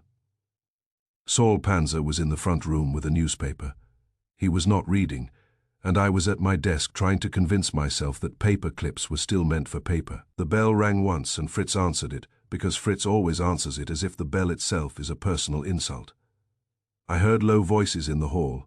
Then Fritz came upstairs and paused in the doorway of the office. "A man," Fritz said, and his mouth tightened the way it does when someone tracks dirt toward his rugs. "He asks for Mr. Goodwin." I glanced at Wolf. Wolf did not look up from his book. "Who?" I asked. "He says," Fritz said. "He is from Harborline. He says it is important." Saul's eyes lifted from the newspaper, his face calm but alert. Harborline was no longer a distant dockside rumor. It was now part of our furniture. Wolf's voice came, flat, "Send him up." Fritz hesitated a fraction, as if tempted to protect the house by sheer disapproval, then went back downstairs. A minute later the man climbed the stairs slowly, as if each step was a confession. He was young, thin, and anxious in a way that looked practiced. His suit was cheap, his tie was too tight, and his hands kept worrying the cuffs as if he could rub the fear out of them. He reached the office doorway, saw Saul, and stopped short. He had not expected witnesses. That alone made him interesting. He began, then swallowed. "Mr. Goodwin, that's me," I said. "The large gentleman is Wolf. He's the one sitting as if chairs are part of the natural order." Wolf did not acknowledge the description. He looked up and said only, "Sit." The man sat in the red leather chair the way a man sits in a courtroom, carefully, as if the chair might be evidence. "My name is Daniel Kress," he said quickly. "I work at Harborline, paperwork, manifests. I'm not important." Wolf's eyes narrowed. People who insist they are not important are often carrying something they fear will make them important. Kress flinched. "I just want to go home." "So do I said. "But the city has been slow about granting wishes. What brings you here?" Kress licked his lips. "Grant Heller." Saul's expression did not change, but his eyes hardened. Wolf's gaze remained steady. "Heller is dead," I said. "I know," Kress whispered. "I saw it coming." Wolf's voice turned colder. "You knew he would be killed." Kress shook his head too fast. "Not killed, not like that. I knew they were going to handle it. Pike said he was a problem." Wolf's eyes narrowed. "Calvin Pike?" Kress nodded quickly. "Yes, he runs Harborline. He runs everything. If he tells you to jump, you ask how high and whether you should smile while doing it." Wolf said, "Why are you here?" Kress's hands twisted together like he was trying to wring courage out of his fingers. "Because they told me to do something, and I did it, and now I can't sleep." Kress's eyes flicked toward the hall, toward the stairs, toward the door, as if Pike might come climbing after him. Then he swallowed and said, "They told me to take something back from this house." Saul's voice was calm. "The gun." Kress stared at him. "I didn't know what it was. They just said a piece was left behind. They said you would have it. They said the police would have it soon, but maybe you still had it. They said I should go in, get it and leave, quiet." Wolf's voice was flat. "Why you?" Kress's shoulders sagged. "Because I'm not a fighter. Because if I get caught, I look harmless. Because Pike said you wouldn't shoot me," I said. "That's very flattering. It suggests my reputation is improving." Kress's face reddened. "I didn't want to," Pike said. "If I didn't, he'd show my wife what I really do for him." "And what do you do?" Kress swallowed. I fix things on paper, I move numbers, I rename cargo, I make lies look like accounting. Wolf nodded once, as if confirming what he already knew, and Heller. Kress exhaled shakily. Heller was skimming numbers, but not for himself. He was copying, making duplicates. He said he was going to sell the ledgers. To Pike, I guessed, Kress nodded. Or to someone who hates Pike, he thought he could buy his way out. Saul's voice was flat. No one buys their way out of Pike's outfit. Pike sells exits one way. Kress's eyes flashed with miserable agreement. Yes. Wolf leaned forward slightly. Heller had documents. Kress nodded quickly. Copies, names, dates, shipments, payments. He kept them out of the office. Pike knew he had them, and Pike got scared. I felt my stomach tighten, and that's why Heller went to Lucy's lunch. He was trying to find a safe place to talk. Kress's eyes widened. You know about Lucy's? We know, I said. Keep going. Kress licked his lips again. There was one name in what Heller copied that scared me more than the shipments. Wolf's eyes narrowed. A name. Kress's voice dropped. A police contact. The room went tighter.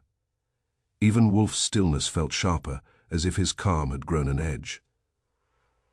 A police contact, I repeated, for Pike. Kress nodded.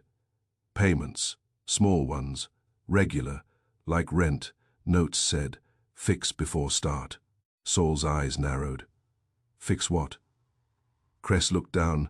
Cases, trouble, anything that might bring attention. The contact hears early and makes it disappear. Evidence misfiles.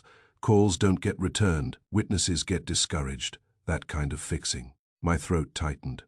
So Heller had documents naming a police contact who fixes cases before they start.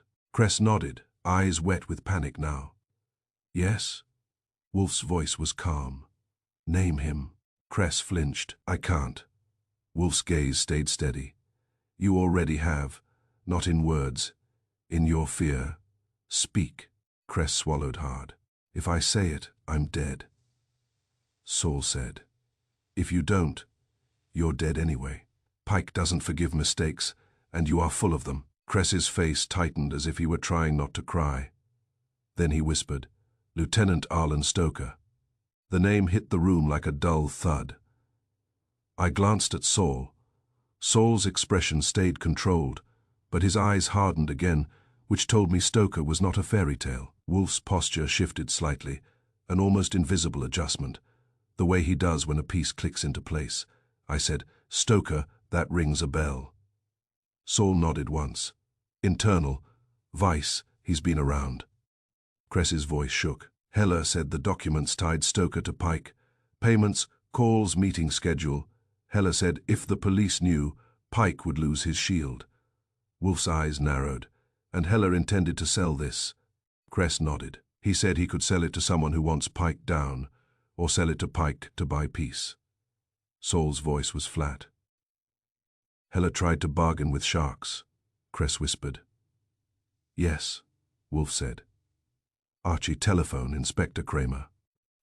I blinked. Now. Yes, Wolf said. Now, while Mr. Kress still believes confession is an option. I called. Kramer answered with his usual bark. What? Inspector, I said. We have a Harborline clerk here. He has information about Heller's documents. Kramer's voice tightened. You have a Harborline man in Wolf's house. Come up, I said, or send someone who can climb stairs. There was a pause. Then Kramer growled. I'm coming. He came fast, coat open, face red, the expression of a man who hates being led anywhere and yet keeps arriving exactly where Wolf wants him. He entered the office and stopped when he saw Kress. What is this? Kramer demanded. Wolf's tone was calm. Inspector, meet Mr. Daniel Kress. He has elected to speak. Kramer's eyes moved over Kress. You work for Pike. Kress swallowed. Yes, Kramer snapped. Then you talk downtown. Kress looked at Wolf in panic. Wolf's voice stayed flat. He will speak here first. You may then arrest him with your customary delight. Kramer glared at Wolf and then at me. All right. right. Talk. Kress talked. He told Kramer about Pike's threats, about the copying, about the attempted theft, about fix before start. Kramer listened with a stiff jaw, his eyes narrowing. When Kress reached the name, he hesitated again. Kramer's face was already tight. "Name," Kress whispered, "Lieutenant Arlen Stoker." Kramer did not explode. That was what startled me. He bristled, yes, but his anger slid sideways, as if it already knew the shape of the truth and hated it. "Stoker," Kramer said, and the word came out like a stone. Wolf watched him. "You already suspect him?" Kramer snapped. "I don't suspect cops on hearsay." Wolf's voice was mild. "You suspect him on behavior." Kramer's jaw clenched. "Stoker's been a rumor, a problem, but rumors don't make arrests." Wolf nodded once. "Facts do." Kramer looked hard at Kress. "You got documents?" Kress shook his head quickly. "Heller had them. I don't." Kramer's voice sharpened. "Then where are they?" Kress swallowed. "I don't know. He said he had a safe place." Wolf's eyes narrowed. "He sought a safe place. He did not find it." Kramer's gaze shifted to Wolf. "You think Pike killed him?" Wolf's voice stayed calm. "Pike benefits. But he may not be the hand that pulled the trigger." Kramer's eyebrows jumped. "What?" Wolf leaned forward slightly. "Inspector, the real killer is whoever benefits from both Grant Heller's death and Archie Goodwin's disgrace." Kramer snorted.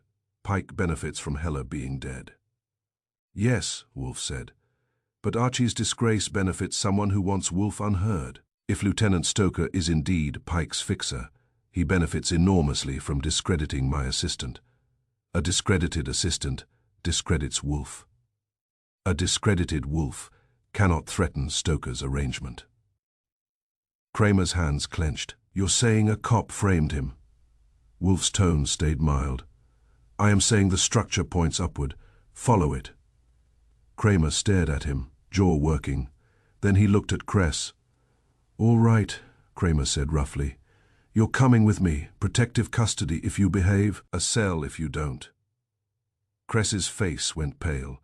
"Protective custody," Kramer snorted. "Don't get sentimental. It's still a cage." Saul stood. "I'll go with you," Kramer barked. "You will not." Saul's voice stayed calm. "You want Kress alive. Pike wants him silent. Choose." Kramer hesitated, then muttered, "Fine, but you stay out of my way." They took Kress out. The office felt quieter, but not safer. I looked at Wolf. "So now, it's Pike and Stoker." Wolf's eyes were cold. "Now it is Pike, Stoker, and a missing set of documents that can destroy them." The phone rang. I grabbed it. Saul's voice came tight and low. "Archie, we're in the car. Kress is shaking. Kramer's furious, and there's a black sedan behind us." My stomach tightened. "Shield ring." "Yes," Saul said. I caught a flash. They heard the name Archie. They're not waiting. I covered the receiver and told Wolf. Wolf's face did not change, but the air around him did. He became a man listening to the next move. Wolf's voice was calm. "Tell Saul to lose the tail without losing Kress. Tell Kramer his pride is less important than a witness." I relayed it. Saul exhaled. "We'll try, but if they don't back off, they won't wait for a light." The line went dead. I stared at the phone, then at Wolf. Wolf's eyes were steady. "Our adversary has heard the name Stoker. He will not permit it to settle." I stood. "I'm going." Wolf's voice cut clean. "You will not run blindly into the street." "I won't run," I said. "I'll move decisively." Wolf's mouth tightened. "You will do as I instruct. Call Durkin to intercept their route. Then we proceed to the place the safe was moved, because the missing documents are either in that safe or in the hands of someone who wants them used." I swallowed. "And whoever wants them used is the person who benefits from both Heller's death and my disgrace." Wolf nodded once. "Yes, and that person is now frightened." Outside, New York kept moving, indifferent as ever. But in my head, the city had narrowed into one urgent lane. Saul, Kramer, a shaking clerk, and a black sedan with a shield ring closing the distance. Chapter 8. The city has a habit of leaving clues in the pockets of dead men, as if it is trying to be helpful while insisting it is not responsible. The trouble is that pockets do not come with labels. You have to decide which scrap is a map and which scrap is just laundry. In our case, the scrap was the torn diner receipt, greasy, cheap, and incomplete. It had ridden around in my wallet all day like a guilty conscience, because Wolf had told me to keep it close, and Wolf does not give sentimental instructions. If he says keep a piece of paper, it is because the paper is attached to a man's throat. After Saul's call about the tail and Durkin's quick interception that turned a pursuit into a traffic snarl, the night had ended without a crash, but with a message. Someone wanted Cress dead enough to try for it in public. That meant we were no longer dealing with casual intimidation. We were dealing with inventory control. By morning, Wolf had 2 facts arranged neatly on his desk like chess pieces. Cress was alive and terrified, and the missing documents were still missing. Wolf dislikes missing things. He tolerates them only if they return quickly. He sat in his chair with the expression of a man who had been cheated at cards by the universe. "Archie," he said, "bring me the receipt." I took it from my wallet and set it on his blotter. It looked pathetic there, a torn strip with smudged numbers, like a grocery list that had wandered into the wrong story. Wolf studied it without touching. Read it. I leaned in. Partial total, coffee. Something that might be pie and this. There was a line of digits that had not meant much at first, because digits seldom do, until you know which ones are a door. "Look at the bottom," Wolf said. I frowned. At the bottom edge, half cut off by the tier, was a printed sequence with a prefix, LKR 119, then a few more digits that were incomplete, the tier having taken the last 2 away. "A code," I said. Wolf's eyes narrowed. "Or a locker designation. Diner receipts are often used as claim checks. The prefix suggests it was not for food." I stared. "Lucy's lunch doesn't have lockers." Wolf's mouth tightened. Lucy's lunch may be the meeting point. The claim check may be for something else. Heller tore it. He may have intended the remaining piece to lead someone who knew how to read it. I sat back. "You mean a storage company uses the diner as a handoff?" Wolf nodded once. "That is plausible. Where do men who fear being watched go? Places that are noisy, anonymous, and ordinary. A diner satisfies all 3. They exchange a number on a receipt. They do not exchange names." I rubbed my jaw. "So we find a storage place that uses prefix LKR. Wolf's eyes stayed steady. "You will now." He sent me out with the piece of paper, and the sense that I was about to go shopping in a part of the city where receipts lead to steel doors. I did it the Archie way, which is to say I bullied the city politely until it gave up. First I called Lucy. She answered with the tone of a woman who had decided fear would not pay her rent. "Lucy," I said, "it's Archie." "I know," she replied. "I saw your face on the news with that inspector. You should learn to look less cheerful." "I'll practice," I said. "Lucy, did Heller ever mention a storage place?" She hesitated. "He said he had papers. He said he didn't keep them at work. He said he rented a locker because locks are honest." "Did he say where?" I asked. "He said." Lucy replied slowly. "West Side Storage. Over on 10th, he said he could walk there without taking a cab." I closed my eyes briefly. "Did he say a number?" Lucy exhaled. "He said 1, Mun." He said it like it mattered. I opened my eyes and looked at the scrap again, LKR 119. "Thank you," I said. "Don't thank me," Lucy snapped. "Just don't bring trouble back here again." "I'm trying," I said, and meant it. West Side Storage was a squat building on 10th Avenue that looked like every other storage place in New York. Steel doors, concrete walls, and the faint odor of dust and old secrets. A sign promised security in letters large enough to be sarcastic. I went in with Durkin, because Wolf had decided I was no longer allowed to stroll alone into places that smelled like ambush. Durkin wore his plain clothes, patience like a uniform. The clerk behind the counter was a man with a shaved head and a careful smile.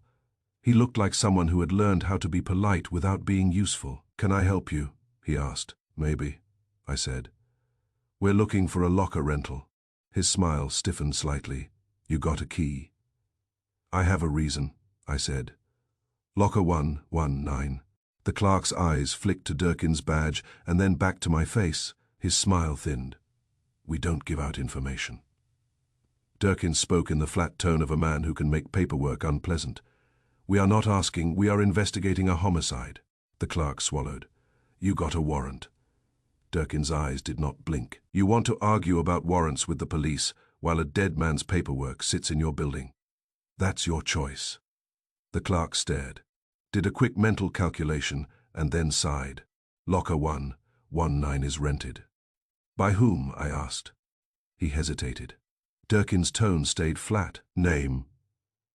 The clerk reached under the counter, pulled out a ledger book, and flipped pages. His finger stopped. "It's rented under Grant Heller," he said. My stomach tightened. "Heller's dead."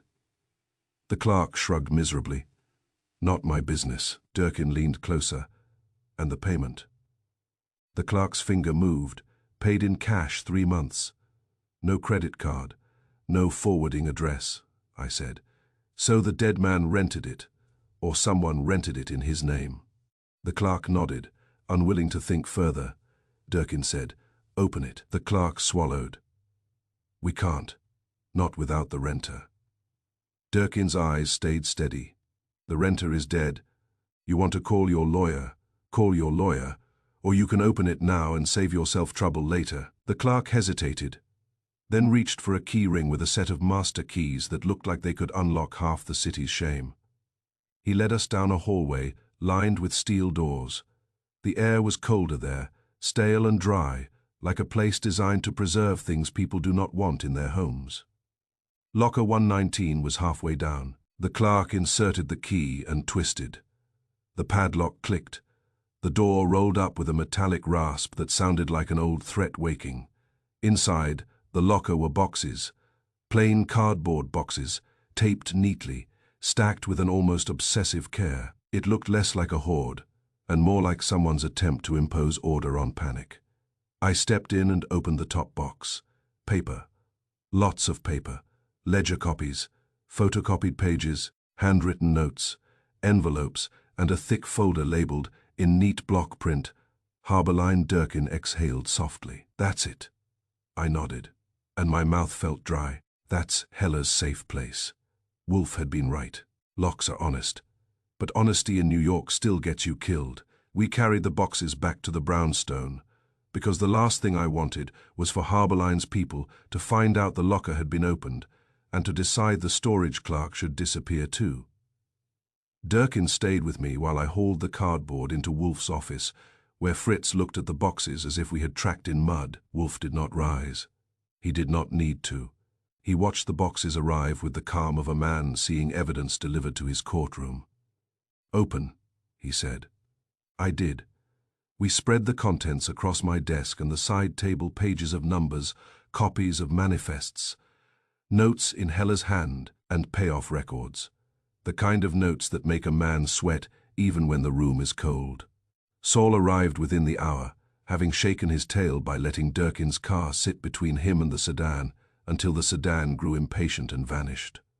Saul's face was calm, but his eyes were sharp. He had that look of a man who knows the city just tried to kill a witness and failed, and the city will not be amused by its own failure. Wolf began reading. Wolf does not skim, he consumes. His eyes moved down columns of numbers, the way mine moved down menus. "Calvin Pike," Wolf murmured. "Here, here, and here." He tapped a page. It listed payments, each with a date, an amount, and a notation that was almost casual. "City contract," Saul said, reading over Wolf's shoulder. I leaned in. One page tied Pike to a contract for municipal freight handling, a dull phrase that hides a great deal of money. Underneath were payments marked with initials and short words. BR6. "Desk," I frowned. "Desk." Wolf's eyes narrowed, read the amounts. I read them aloud. 2,000, 3,000, 10,000. Saul whistled softly. Not coffee, money. Wolf's voice stayed calm, but there was an edge now. That entry is instructive. I stared at the word. Desk. That's us. Wolf nodded once. It is the purchase order for your disgrace, Archie. My stomach tightened. The word on the page made the frame job suddenly ordinary in the most sickening way. It wasn't a burst of rage. It wasn't an improvisation. It was a line item, I said. So they bought it. Saul's eyes narrowed. Bought what? I held up the page. The frame, desk. A payment, like a service fee. Wolf's gaze stayed steady. Yes, a contract, a price, a deadline. It turns your life into merchandise.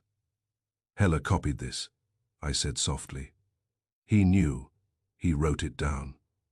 Wolf's eyes narrowed. He wrote it down because he intended to sell it, and because he may have hoped that by writing it down, he could protect himself. He was mistaken. Here, he said. Payoffs marked fix. Wolf's eyes moved. Fix before start. I found the notation. It was not a poetic phrase. It was accounting shorthand. And next to it were regular payments, like rent, with a name Arlen Stoker. I exhaled slowly. There's your fixer. Wolf nodded. Yes, that confirms Cress's claim. Saul's mouth tightened. So Stoker was paid to steer cases, and someone paid for the desk job too. Wolf's eyes narrowed further. The desk payment is not to Stoker. Note the initials. I looked. The pay line was coded. W.F. Saul's face hardened. Wade Fenn, the ring man, I said. Wolf nodded once. Pike's enforcer, the man who moved the safe and sent retrieval teams. He contracted the frame job, then attempted to reclaim the weapon when we threatened deeper examination. So Fenn paid for the frame, I said. And Stoker was the fixer. Wolf's voice was calm. And Pike is the money source. But the real killer is still not fully identified. I frowned. How not Pike's people shot Heller? Wolf looked at me as if I had suggested orchids thrive on neglect. Archie Heller's death served Pike by silencing him, but Archie's disgrace served someone else by silencing me. Pike may be the engine, but another hand may be on the steering wheel, Saul said. Stoker, Wolf nodded slightly.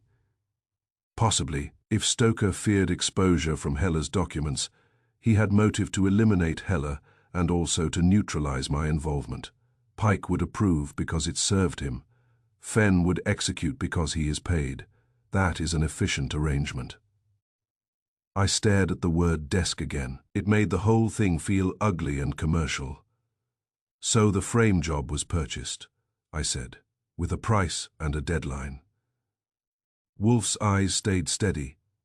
Yes, and deadlines create haste. Heller's death occurred quickly after his diner meeting.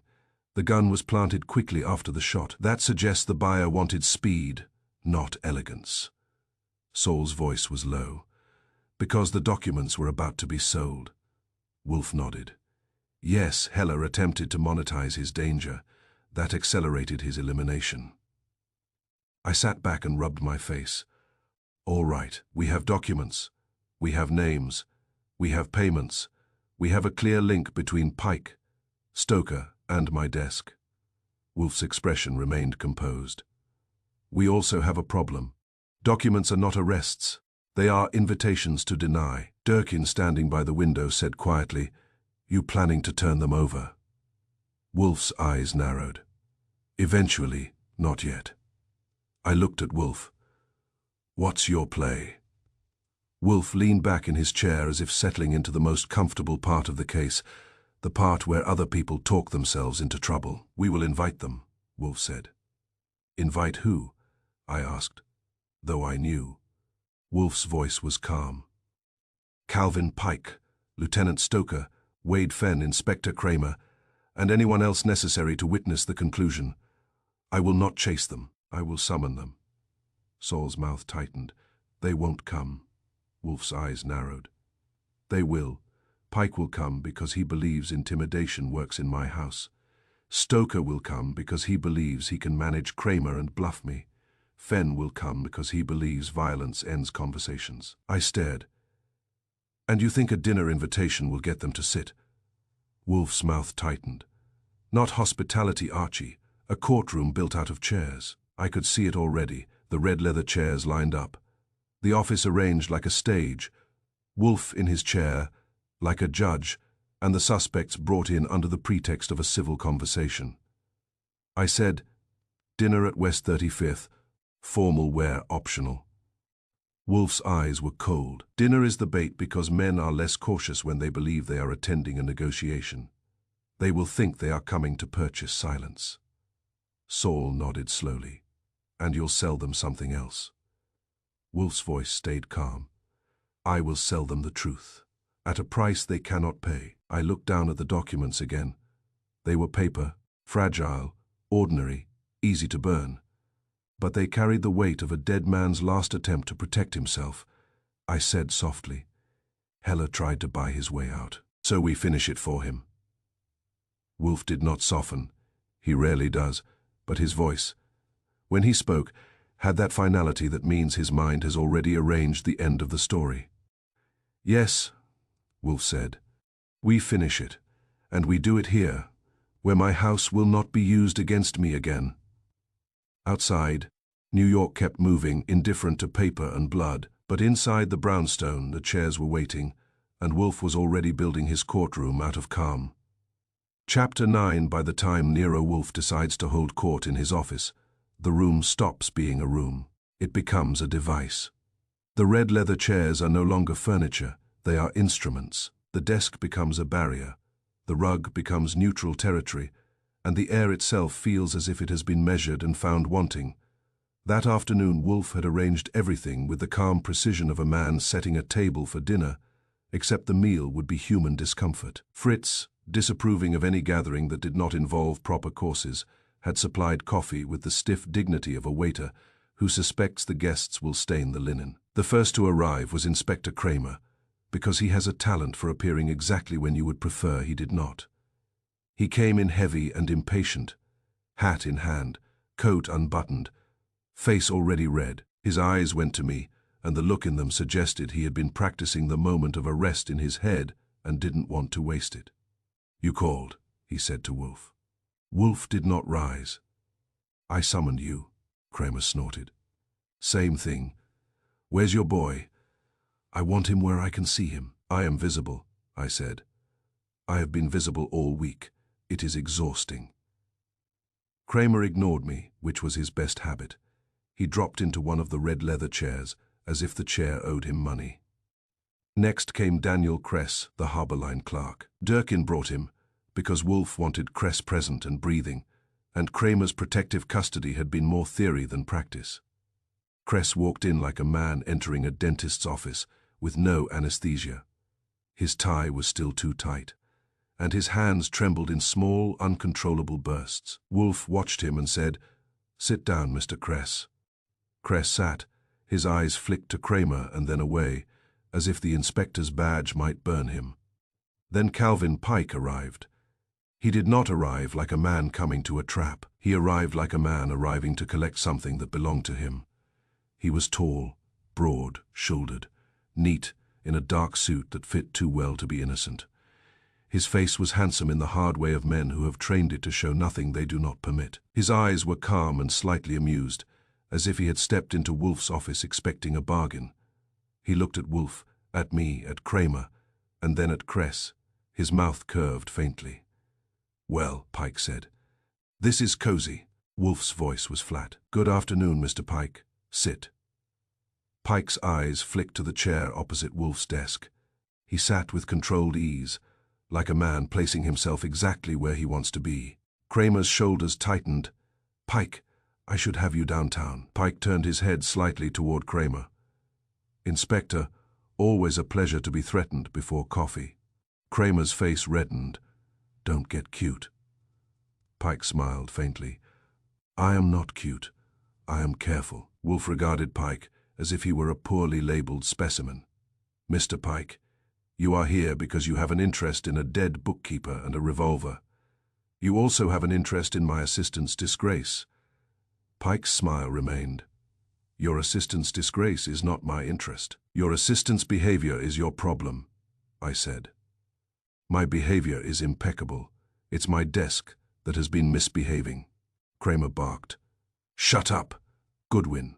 Wolf ignored us, which was his way of restoring dignity. He reached to the side and drew a folder from the stack we had taken from the storage locker. He placed a single sheet on the desk blotter facing Pike. This, Wolf said, is a copy of your payment record. Pike did not lean forward. He did not have to. His eyes moved down the page from where he sat. The faint smile did not change. Wolf continued. It was found in a storage locker rented under a dead man's name. That locker contained copies of Harbor Line ledgers, manifest alterations, and payoff notes. The locker code corresponds to the torn diner receipt in Grant Heller's pocket. Kramer shifted in his chair. Locker. Wolf's eyes flicked to him. Yes, Inspector, evidence can be stored outside police filing cabinets. Kramer glared but did not interrupt. That meant he was listening. Wolf tapped the page once with a thick finger. Note this entry. It is marked desk. Pike's eyes paused for a fraction. The pause was small, but in that office it was as loud as a shout. That is, Wolf said, the cost of planting a revolver in Archie Goodwin's desk. Pike let out a short laugh. You are imaginative. Wolf's tone remained calm. Imagination is unnecessary. The entry is clear. The pay is coded, but the initials are not obscure. Saul Panzer, standing near the door, spoke quietly. Wef Wade Fenn. Pike's smile tightened. Saul Panzer, you look like a man who enjoys telling stories. Saul replied, I enjoy facts. Wolf nodded. Wade Fenn is your enforcer. He moved the safe. He sent men to this house. He attempted to retrieve the weapon after we spread word that deeper laboratory work might reveal more than ballistics. Kramer's head snapped toward Wolf. Attempted to retrieve, I said. 2 fake utility men, lock pick in the tool bag shield ring, and a strong desire to be somewhere else when Durkin showed his badge. Kramer's face tightened. He looked briefly irritated at not having been the first to know. Then he looked thoughtful, which was always dangerous on him because it meant he was considering the possibility that he had been used. Pike leaned back slightly. So you have papers. In my business, paper can be forged. Wolf's eyes narrowed. Yes, paper can be forged, but behavior is more difficult. You killed Grant Heller because he copied these records. You framed Archie Goodwin because you wanted Inspector Kramer to stop listening to me. And you attempted to reclaim the weapon because the weapon is tied to something you fear being discovered. Pike's smile returned, cool and steady. You are making speeches, Wolf. Where is the part where you prove anything? Wolf did not raise his voice. He did not need to. We will proceed step by step. The gun in Archie's desk fired the bullet that killed Grant Heller. That is established by ballistics. Kramer straightened. That's right. Wolf looked at him. Yes, now, Inspector, please tell Mr. Pike what you did when you received that match. Kramer frowned. What? Wolf's voice stayed calm. You arrived here with triumph. You declared it open and shut.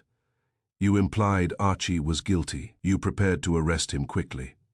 Kramer's face reddened. I did my job. Wolf nodded once. You did the job the killer wanted you to do. Pike laughed again. That's rich, Wolf continued. The killer wanted the gun found more than he wanted Heller dead. If Heller's death were the only goal, the gun would disappear. Instead, it was delivered to my house. That is method. The method is designed to create disgrace. Pike's eyes remained calm. You keep saying disgrace as if it is currency. It is, Wolf said. In your world, reputation is collateral, I added. In my world, reputation is the only thing that keeps you from being mistaken for a thug. I'm protective of it. Pike's eyes flicked to me. You should have kept your desk locked. Wolf's voice cut in. It was locked. I blinked. Wolf had not told me he planned to phrase it that way. Wolf pointed toward my desk drawer. Archie's desk lock shows a faint scratch. A thin tool was used.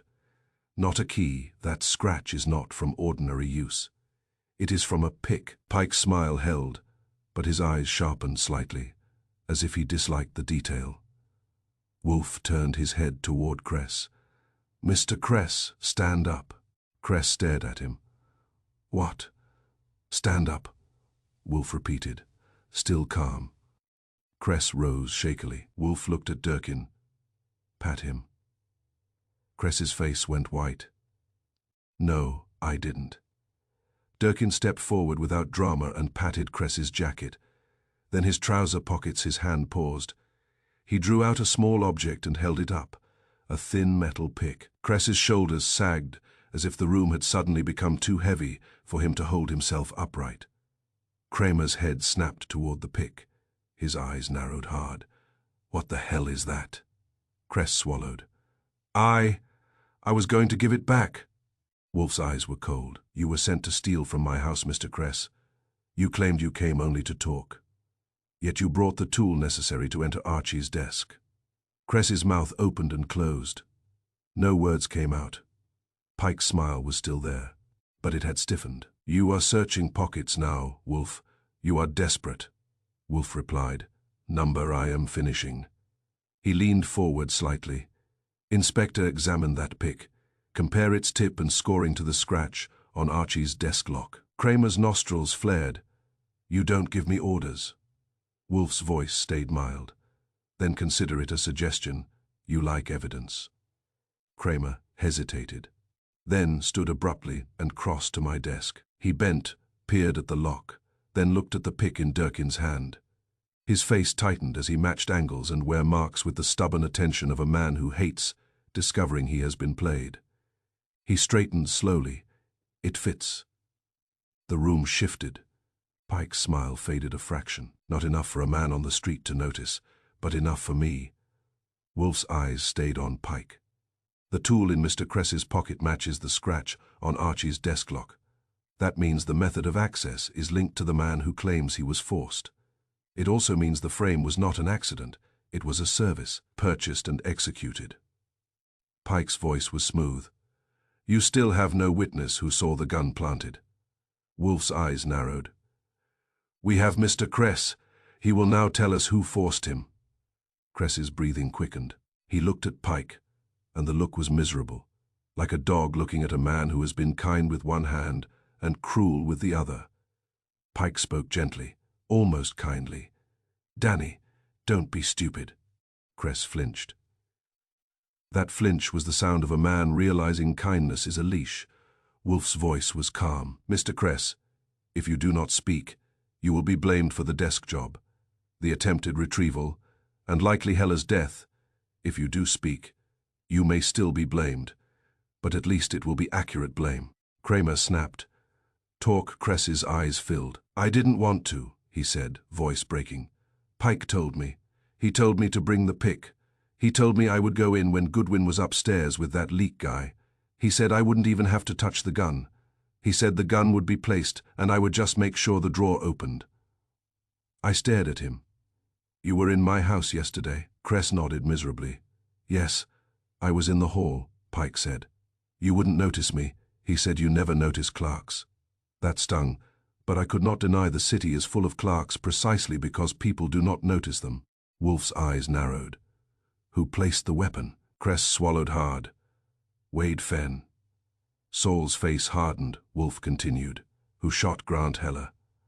Cress's voice dropped. "Fenn did, I think. Or one of his men. Pike said Heller was a problem, and problems get solved." Pike's voice stayed smooth. "Danny is frightened. He's guessing." Cress jerked his head toward Pike.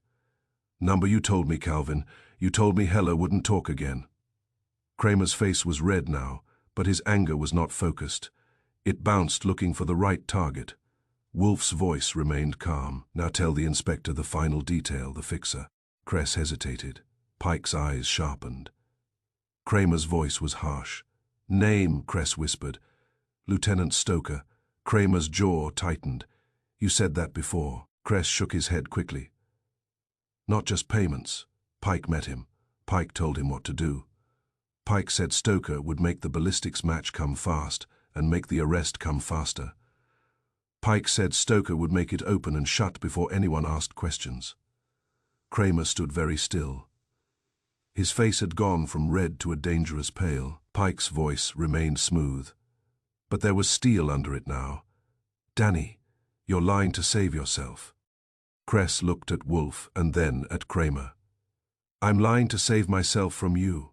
Wolf leaned back slightly, satisfied, not with cruelty, but with structure. The chain had been spoken aloud: payment, method, access weapon, ballistics, arrest, disgrace, and the fixer who turned a police process into a service. Kramer's hands clenched. His eyes went to Pike. "You bribed a lieutenant." Pike shrugged slightly. "Inspector, if you want to accuse me, do it with something that holds up in court." Wolf's voice was mild. "Inspector, you now have documents, a witness, and an attempted theft from police custody motivated by the fear of deeper examination. You also have an internal name that has been whispered too often to be dismissed." Kramer's mouth tightened. His anger landed sideways again, but now it had found a direction, not toward me, not toward Wolf, toward a system that had embarrassed him. He turned sharply. "Durkin, get a car. I want Stoker." Durkin nodded and moved. Pike's smile returned, thin. "You will not get him, Inspector. Men like Stoker keep a door open." Wolf's eyes narrowed. "We will see." Kramer swung his gaze back to Wolf. "And your boy?" "He's still a suspect until I clear this." Wolf's voice stayed calm. "Inspector, your boy is the reason you can clear it," Kramer grunted. Which was his way of conceding without admitting it. Pike stood slowly, smoothing his jacket as if the gathering had been mildly inconvenient. "This has been entertaining, Wolf. You should consider theater." Wolf did not move. "Sit down, Mr. Pike." Pike's eyes narrowed. "You think you can order me?" Wolf's voice was flat. "Yes, because you are not leaving until Inspector Kramer decides whether to arrest you or merely insult you." Kramer's jaw tightened. "Sit down, Pike." For the first time, Pike looked genuinely annoyed. He sat again, but the ease was gone. The chairs had become what Wolf intended. A courtroom built out of leather and pressure. Kress sank back into his chair, shaking as if speaking had drained him. Wolf looked at the papers on his desk and then at me. "Archie, you see now." "See what?" I asked. Wolf's eyes were cold. The frame job was purchased. The method was executed by Pike's men. The police response was accelerated by a fixer. The killer is not merely the hand with the gun, but the mind that required both a death and a disgrace. We have named that mind. I swallowed. "Stoker." Wolf nodded. "And now we will finish." Outside, sirens rose and fell in the distance. The city's constant music inside, Pike sat less comfortably than he had planned, and Kramer's temper was aimed at a target higher than my desk. It was not the end yet, but it had become inevitable. Chapter 10. A man can be summoned by guilt, but guilt is a lazy messenger. Greed is punctual. That was Wolf's view, and Wolf's view tends to become everyone's view once he has arranged the furniture. Calvin Pike sat in the red leather chair with the thin patience of a man who believed he could still purchase an exit. Inspector Kramer stood near my desk with his shoulders squared, looking as if he were trying to decide whether to arrest Pike now or wait until the universe delivered something more satisfying. Daniel Kress sat trembling, exhausted from having spoken too much truth too quickly. Saul and Durkin stayed near the door, quiet, watchful, and prepared to be the kind of civility Pike did not deserve. Wolf sat behind his desk, enormous and calm, hands folded, eyes steady. He looked less like a detective than a judge who had decided to allow one more witness before the verdict. Pike cleared his throat. "This is amusing, Wolf, but you are still only a private citizen with a talent for drama. Drama is for the innocent. This is arithmetic." Kramer barked. "Wolf, I'm not here to watch you perform. I'm here to arrest someone." Wolf nodded once. You will. But first, you will arrest the correct someone for the correct reasons, in a manner that survives a lawyer. Pike smiled faintly. Now there's a dream. Wolf looked at me. Archie, the telephone. Now. Yes, Wolf said. Dial the number on this page. He slid a sheet across to me. It was one of Hella's payoff notes, the kind written in careful block print. Near the bottom was a phone number, with a name beside it. Contract office. Saul leaned slightly to see it. City freight contract, he murmured. I nodded and dialed. A woman answered, brisk. Municipal contracts. I said, I need to speak to the contract administrator for Harborline Freight and Storage. A pause. The rustle of paper. One moment. A man came on, cautious and impatient. This is Dalton, I said. Mr. Dalton, my name is Archie Goodwin. I'm calling from Nero Wolf's office. We have documents indicating Harborline's contract bid included illegal payments. Wolf intends to provide these documents to the city comptroller and the district attorney within the hour. There was a beat of silence, and then Dalton's voice changed, not louder, but sharper. The voice of a man who hears his own job wobble. What documents? He demanded. Wolf's voice came softly from behind me, steady as a metronome. Tell him the documents name a city liaison and include a line item marked desk. I relayed it. Dalton swallowed audibly. Who is the liaison? I glanced at Wolf. Wolf said, tell him Lieutenant Arlen Stoker. I told him. Dalton exhaled. You said within the hour. Yes, I said, unless the city prefers to preserve its contract money by acting first. Dalton's voice tightened. Are you threatening the contract? I'm describing the contract, I said. It appears to be soaked in bribes. Another pause. Then Dalton said, one moment, and put me on hold. The hold music was thin and cheerful, which was insulting in the circumstances. It played for less than a minute. Then Dalton returned, voice clipped. Lieutenant Stoker is not a city employee, he said. No. I agreed. He's a police employee. That's the problem. Dalton hesitated. If you have documents, you should go to the proper authorities. Wolf's voice, low and clear, carried. Tell him we will. But first we will inform the vendor that his contract is about to evaporate. He will then contact his liaison. Greed will do the rest. I relayed it, more politely than Wolf deserved. Dalton said sharply, you're calling to provoke. Yes, I said. Goodbye. I hung up. Kramer stared at Wolf. What the hell was that? Wolf's tone was calm. A lever, Inspector. The city contract is Pike's pride and his profit. If Pike believes it is threatened, he will act to preserve it. He will contact his fixer, and the fixer will come because greed brings men faster than guilt. Pike's smile had stiffened. You called the city about my contract. Wolf nodded. Yes. Pike's eyes narrowed. You have no right. Wolf's voice stayed flat. I have no obligation to preserve your income, Kramer muttered. This is not procedure. Wolf's eyes flicked to him. Procedure is what Lieutenant Stoker sells. We are not purchasing. We waited. That was the strangest part. Wolf did not pace. He did not fidget. He did not glance at the clock. He sat as if time belonged to him. The rest of us adjusted ourselves around his stillness, like planets around a large, unmoving sun. Pike tried to regain control with talk. This clerk, Pike said, nodding toward Cress, is terrified. He would say anything to avoid responsibility. Cress flinched. Wolf did not look at Cress. He looked at Pike. Mr. Pike, your clerk is not the fulcrum, your fixer is. Pike's smile thinned. You keep saying fixer as if it's a person. Wolf's eyes narrowed. It is. 10 minutes later, Fritz appeared in the office doorway. His face was stiff with disapproval. A man, Fritz said, is here. He says he must see Mr. Wolf immediately. Wolf's eyes sharpened. Name, he says, Fritz replied. Lieutenant Stoker. The room tightened like a drawn wire. Kramer's head snapped up. Stoker, Pike's smile vanished completely. That was the first honest expression I had seen on him. Wolf said, send him in. Lieutenant Arlen Stoker entered with the controlled confidence of a man who has spent years walking into rooms where other people become nervous. He was medium height, solid, well-groomed, with a neat mustache and eyes that measured everything and revealed nothing.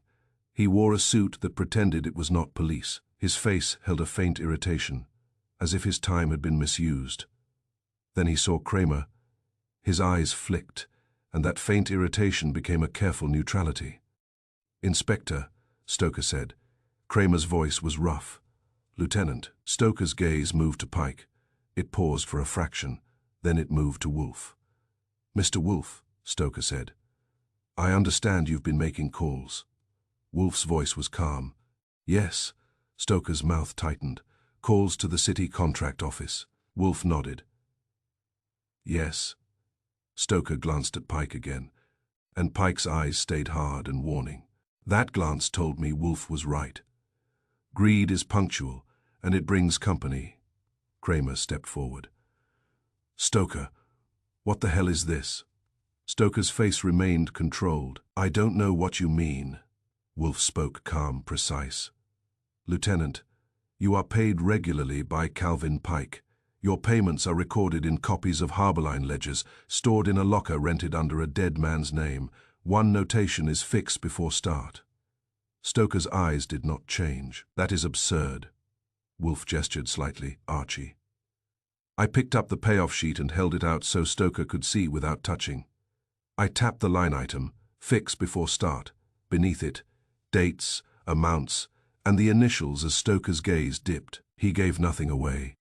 But his breathing changed, just a fraction. A man can control his face, but his lungs still do business with reality.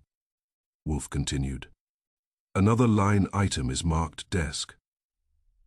The pay initials are W.F. Wade Fenn. That is the purchase order for planting a weapon in Archie Goodwin's desk, a weapon used to kill Grant Heller. The method was executed during a staged pipe leak inspection. The lock scratch confirms tool entry. The same tool was found in Daniel Kress's pocket." Stoker's eyes flicked to Kress.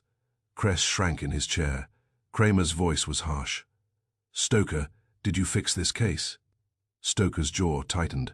"You're out of line," Kramer barked. "Answer." Stoker looked at Kramer, as if measuring how much power Kramer actually had. Then he looked at Wolf again. His voice was smooth. "You don't have a warrant for my presence here.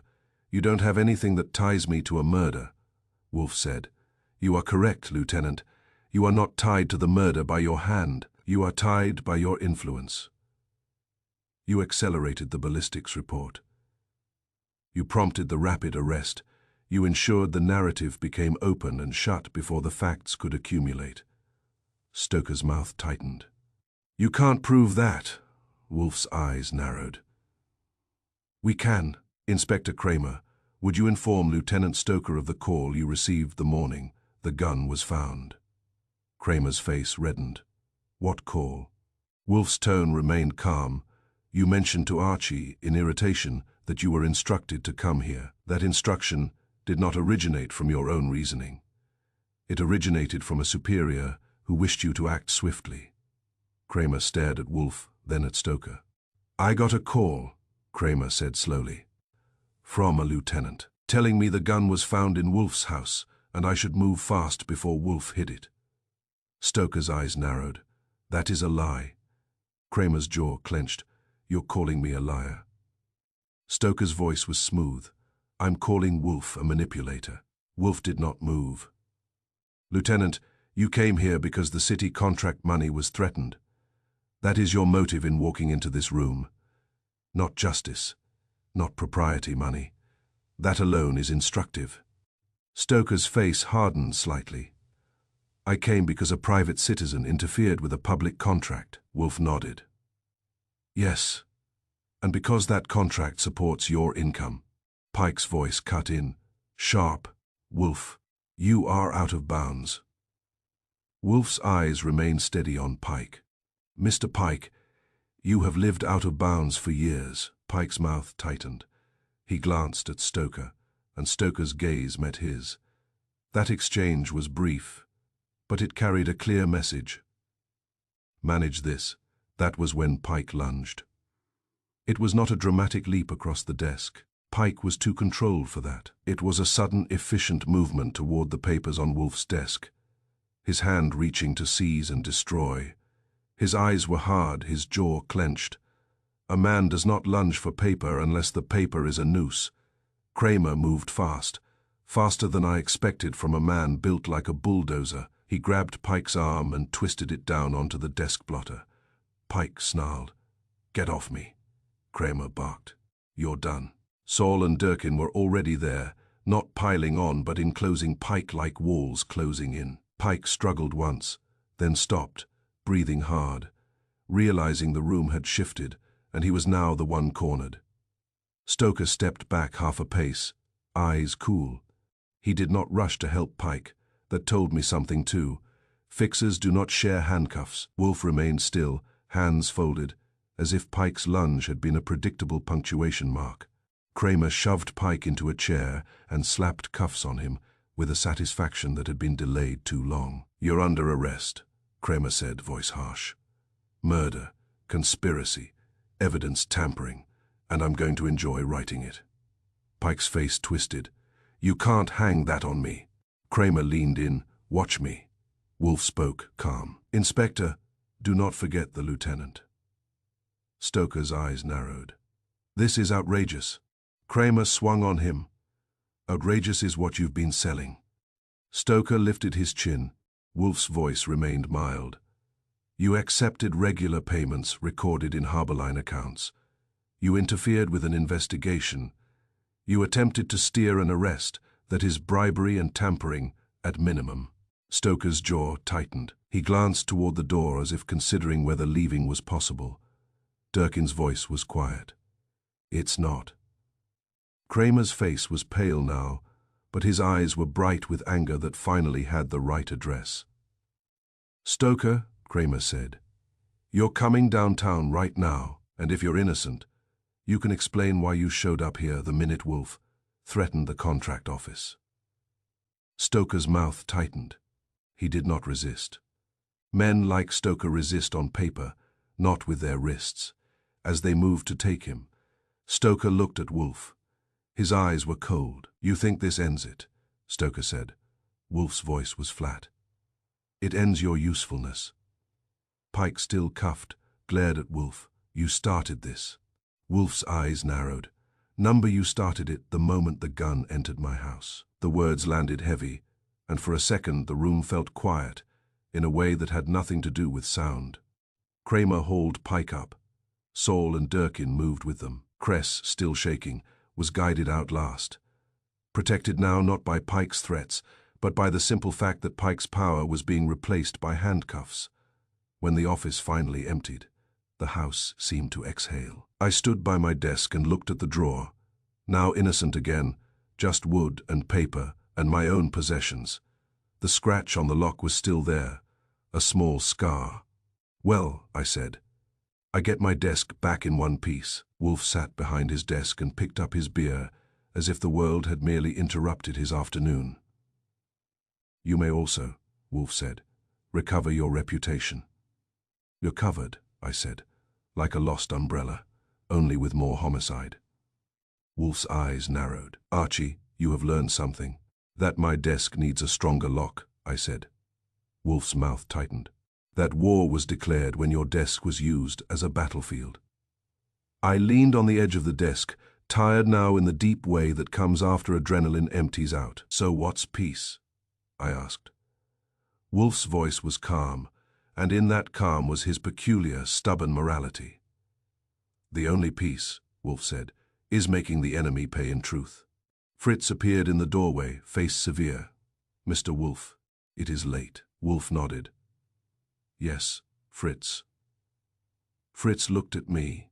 "Mr. Goodwin, your coffee is cold." "That's fitting," I said. "This case has been cold in the wrong places all week." He went downstairs, the last reliable man in a house that had just been used as a battlefield and had answered by turning itself into a court. I closed my desk drawer gently, the way you close something that has been violated and restored. Outside, New York kept moving. Indifferent as always, inside, Wolf had remained in his chair, and the city had come to him, and the enemy had paid, not in money, but in the only currency Wolf respects: truth.